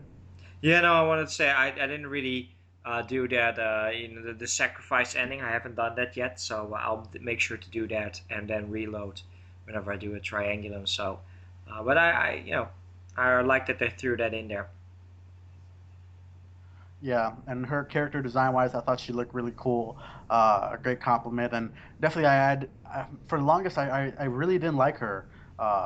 Despite I like her design, I didn't like her till after the situation where you fight her, and then you're trying to come up with your own solution to all this, whether to fight, was it not Polaris this time? What's the name? Kanakapus or Kanakapus or Canopus, yeah. whatever. Yeah, and you kind of get her and Yamato on the same page, and I think the true and best ending involves her and Yamato being, and I guess Alcar being Fate 5. So yeah, I like her journey. Yeah, no, definitely. They really resolve it around her. She's the difference, and the triangulum, of course. But um, I really like what they did there. And then, of course, when you get into the record breaker ending and everything is kind of setting it up, everybody's on the same page and it's becoming like super sweet and trying to save everything. And then you fight off Canopus, you save her, you save Alcor, you save all the others. They're all coming together. That all leads to, in my opinion, just a much more. I was already very happy with the Septentrion True Neutral ending where they rewrite the world and the three main characters meet up again at like the train station. Everything is good again. I really like that ending. But then here comes the triangular record breaking ending, which just ties it all up even better. And then the entire triangulum, the fate systems, like I said, I really look forward to doing the ones that I didn't do Fate 5 because it seems they really add in some proper ones for everybody. But just Triangulum and with Miyako, just a great, nice package of story and closure and some great endings. So I look forward to getting the other endings as well. But the record breaker ending, man, that was just absolutely fantastic. Yeah, absolutely. I didn't use a guide, and I was so happy to find out that when I saw the end, I knew immediately this was the best possible outcome. I'm glad I did what I did. It was the right choice, and with Miyako, she fought so hard to save humanity and this world, and for a moment, you thought her and Alcar, who played a huge role in this whole process, was not going to be around to stick around in this new world they created, that's free from administrators and Chronocopus and all this alien forces. But to see her pop out in this her school uniform and Daichi just dragging her in the car, riding to the beach, and was it Alcor was already there surfing. That was just a great way to end an excellent journey. Oh yeah, no, and an excellent journey it actually is. For about 50 hours, 30, 35 Septentrion, 15 to 20 in Triangulum, you will be presented with, not only some fantastic and absolutely great strategy RPG gameplay, but just a great character story again of these characters trying to overcome all odds. First fighting against this alien invasion of the Septentrions, then trying to fight against this even higher entity, which are the administrators, which control all the worlds and all the outcome on it in this Akashic records, and just this group of 15 characters trying to fight against that, and the way it's presented, and all the individual plot lines and storylines, except for Super Shitty Kata, you know, it just meshes really well together, and it's a great story, and it really is. After Persona 4 and Persona 3, it really is my third favorite Shin Megami Tensei game. Uh, it's just a story, even because the story is just really well written and just great characters, funny moments, fun events, and replayability. Like, just we all did the Secret Garden event, which is hilarious. We have to get some pervy moments in there. Oh, yeah, we haven't even talked about it. Let's jump into that right now. Yeah, exactly. So, uh, what I wanted to say is, I actually this route that I'm playing on right now, I'm actually not doing the Secret Garden. I'm just being a nice little boy, and I'm going through the health exam. So, but let's talk about Secret Garden. So go for it. yeah, this is something I wish I mentioned in the non-spoiler part to tell people that play Secret Garden when you get the chance. I'll put it in the comments and like annotate it, but definitely skip the health exam because I knew what it was. I saw Secret Garden. I wonder what that's all about. And you get this. I don't think. I believe this is an exclusive event for Record Breaker. It wasn't even in the original, I believe, with the sprite work where you get to see a little fan service moment. You get to see all the ladies in their skimpies and they're having their measurements, and Hinako was making fun of Ari, saying that hers was small, and she was kind of squeezing her own stuff. She's like, they're not small, they're huge. and Yeah, did you know that for the and Record Breaker port, they actually Yasuda, he actually redrew the character portraits so that they looked, like Fumi, they look different. They had different nightgowns on, or like oh, that was specific for Record Breaker actually. oh wow, I didn't know that. So the normal DS Uh, version, they're and just in their normal clothes. So perving it up right there, uh, Atlas. Great stuff. Worth $50, Atlas tax and all. Yeah, and then you're there with Daichi hiding and taking a peek. And the funniest part, bringing Joe back up again. Joe is there the whole time. Oh You, yeah. you and Daichi are there, and he's like, "Whoa, what the heck? Since when did you get here?" He's like, "I always live in the shadows. And when you get to be my age, you just stay in the shadows." Oh, that was hilarious. That was so perfect when he mentioned, like when you get to be my age, you just hide in the shadows. You know where to stand and all that stuff. Oh, that was Yeah, yeah, that's yeah. such a Joe moment. And of course, Fumi was the last one to show up. Oh my gosh, I wish if I can find that sprite and put it on here. So OP. Oh, definitely. It's that and but just that banter going off of each other, and it's your very typical. It is a very typical Japanese, trope. It happened in a couple of Tales games as well, where they're in the bikini, in the hot spring events. That usually the hot springs, or like a health exam.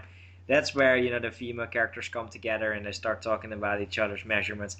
Does that really happen in Japan though? I don't know. I'm not a Japanese lady, so but who knows? It's the Secret Garden. in my mind it does. Of course, of course. But definitely pick the Secret Garden, and I actually picked the other one, the health exam, which you know is nothing really fancy. It's not even Otome doesn't even really perfing up or anything. It's just, all right, we're just talking you in. Daichi actually mentions like, hey dude, man, where were you? I was waiting for you, and stuff like that. So just pick the secret card, and that's definitely one of the best funny moments in the game. It's your typical. It had to be in there, but it's very lighthearted, very fun, and it comes at a great moment in the game. It's like on the fourth day, the beginning of the fourth day, right after you had a very long battle. So um, it's actually, it's actually a pretty good one. And what I don't hate, what I hate most about it is when I'm on New Game Plus. You go into the fourth day and you're like, oh yes, Secret Garden is coming up, but then just to fuck you over, they actually have to do one fight, which is the grass bud. You have to defeat it first. So there's like a little bit of a delay Ah, thrown in there, like it's fucking cock tease. But then you can actually do Secret Garden, and it's a great fun event. just just just keep a master save before the event and never delete it. That might actually be a good idea. So once I go through that again, I might actually do that. Yeah, great moments in Record Breaker. Oh no, definitely. Those girls, man, they break a lot of records. Oh yeah. Big All right. booties. Yep. All right. Definitely want So to see what that. Yeah. After that diversion. yeah, no, definitely. What else is left to be said about this wonderful Devil Survivor 2 record breaker? Is there anything you still want to touch upon, except Fumi's tits? um, I mean, we can go on all day about those, but I mean, you're still working on all your endings. If we wanted to, we could break down every single ending, but I don't know. I want to leave that hanging because I haven't done all the endings. You haven't done all of them. People who've listened maybe only did the true ending, so we'll leave that for people to go back to at a later point. So I think we went deep into all the characters and the mechanics. I think what was it? We're all over 3 hours now, I believe, or 2 hours at least. So Yeah, with editing, I think yeah. we're about 2.5 hours in. Just one thing I briefly want to touch upon. If you do the true neutral route, you know, the other endings won't be that much different. It's just from a different viewpoint, but still, I'm like I did the Anguished one route and I did the Ronaldo route right now. It is still for 60-70% the same events that happen. It is just that initial recruiting when you pick the ending, and then of course when you get to the actual Polaris in the final fight, that will be different. But you know, for the most part, it is the same. You still have to do the same subject. You still have to do what's his name, Bennett Nash. You still have to do the dragon. So that is a little bit disappointing. And that was the same with SMT4 as well. If you did the neutral route, you just go back to the Law and Chaos route, which I did, and then it turns out to be, just the same, but with less content, just from a different viewpoint. So they're not rewriting the entire Yeah. endings or anything. Just wanted to throw that out there before we wrap it up. But Yeah, and I can put my opinions on the Triangulum endings because I did all of those. I didn't do all the Septentrons. So with Triangulum, you have the three endings, and a little disappointing as well. Pretty much exact same boss fights. I thought with Ronaldo's one because his ending involved killing every administrator and just fighting your way through infinitely. I thought there was gonna be like a rush of different boss fights, but it's the exact same one as the neutral. You just get a different kind of ending, and it's like a never-ending cycle for that route. It's like never the world keeps restarting, which is to me is kind of a shitty ending, but that's how it is. And same with um, Alcor's ending, the administrator ending, still same set of boss fights, but different outcome obviously. So a little disappointed there. A little shorter though. I think I did the other two endings in less than an hour after reload. But yeah, just us being too nitpicky. But I think there's variety enough in dialogue and events for people to go the 100% if they wanted to. yeah, no, that definitely. So yeah, I'm working on the 100% right now. Like I mentioned, tomorrow I'll try to try and use all my money to fuse up the 100% Demon Compendium, and then I'll complete Ronaldo's routes. which means I will have I will hopefully have 2 more Septentrion routes to go through, which is to do Yamato's ending and is actually to do Daichi's normal ending. So Daichi has 2 endings. One is the true neutral ending where you recruit everybody, and the other one is actually just Daichi's ending where you don't recruit everybody and you end up killing Polaris. So if I want to get all the titles 100%, I have to do those 2 routes. And then on the Triangulum side, I have to do the 2 endings again, which are the Ronaldo and the Yamato ending, or the Anguished one ending, or Alcor's ending. And so 2 endings left on Septentrion, 2 endings left on Triangulum. And then the big one for me is to do the Super Boss, which is fighting the one and only Navigator, which is Tico, which I think this is actually the first time one of us mentions Tico. Uh, all the Yeah. way 2.5 hours in. So, basically, if you're here in the spoiler part, you will know what Tico is. I picked both of them. Um, so I like the female Tico a lot better. She's very cheery, very bubbly, crazy. I don't know if you use the male Tico, but he's like this very well-spoken butler type, which is nice, but female Tico all the way. But I was actually doing Yep. the super fight on my first Triangulum battle, but they are extremely strong. I got really close to beating him, but it's a battle of attrition. So there's 3 distinct phases thrown in there, and I got to the 3rd phase, and then I had no MP left, and I couldn't even damage them because they heal as well.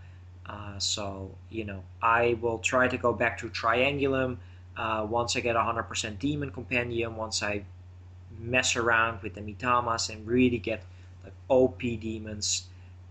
And hopefully I will be able to get this game 100%. I might not go for the full 100% depending on my time, because if all that is left is to just do the Yamato and the Daichi and another Triangulum route, I might not do it, because it is 10 or so hours to at least get to an ending. Right now, Ronaldo, I'm 10 hours in, so that is 10 hours of your time where there's no challenge. It is just auto reading, it's just fighting. So, I'm very good with getting very tough achievements and trophies, but once it becomes like just time based and just quantity, whatever, if I put the time in, I'll get it.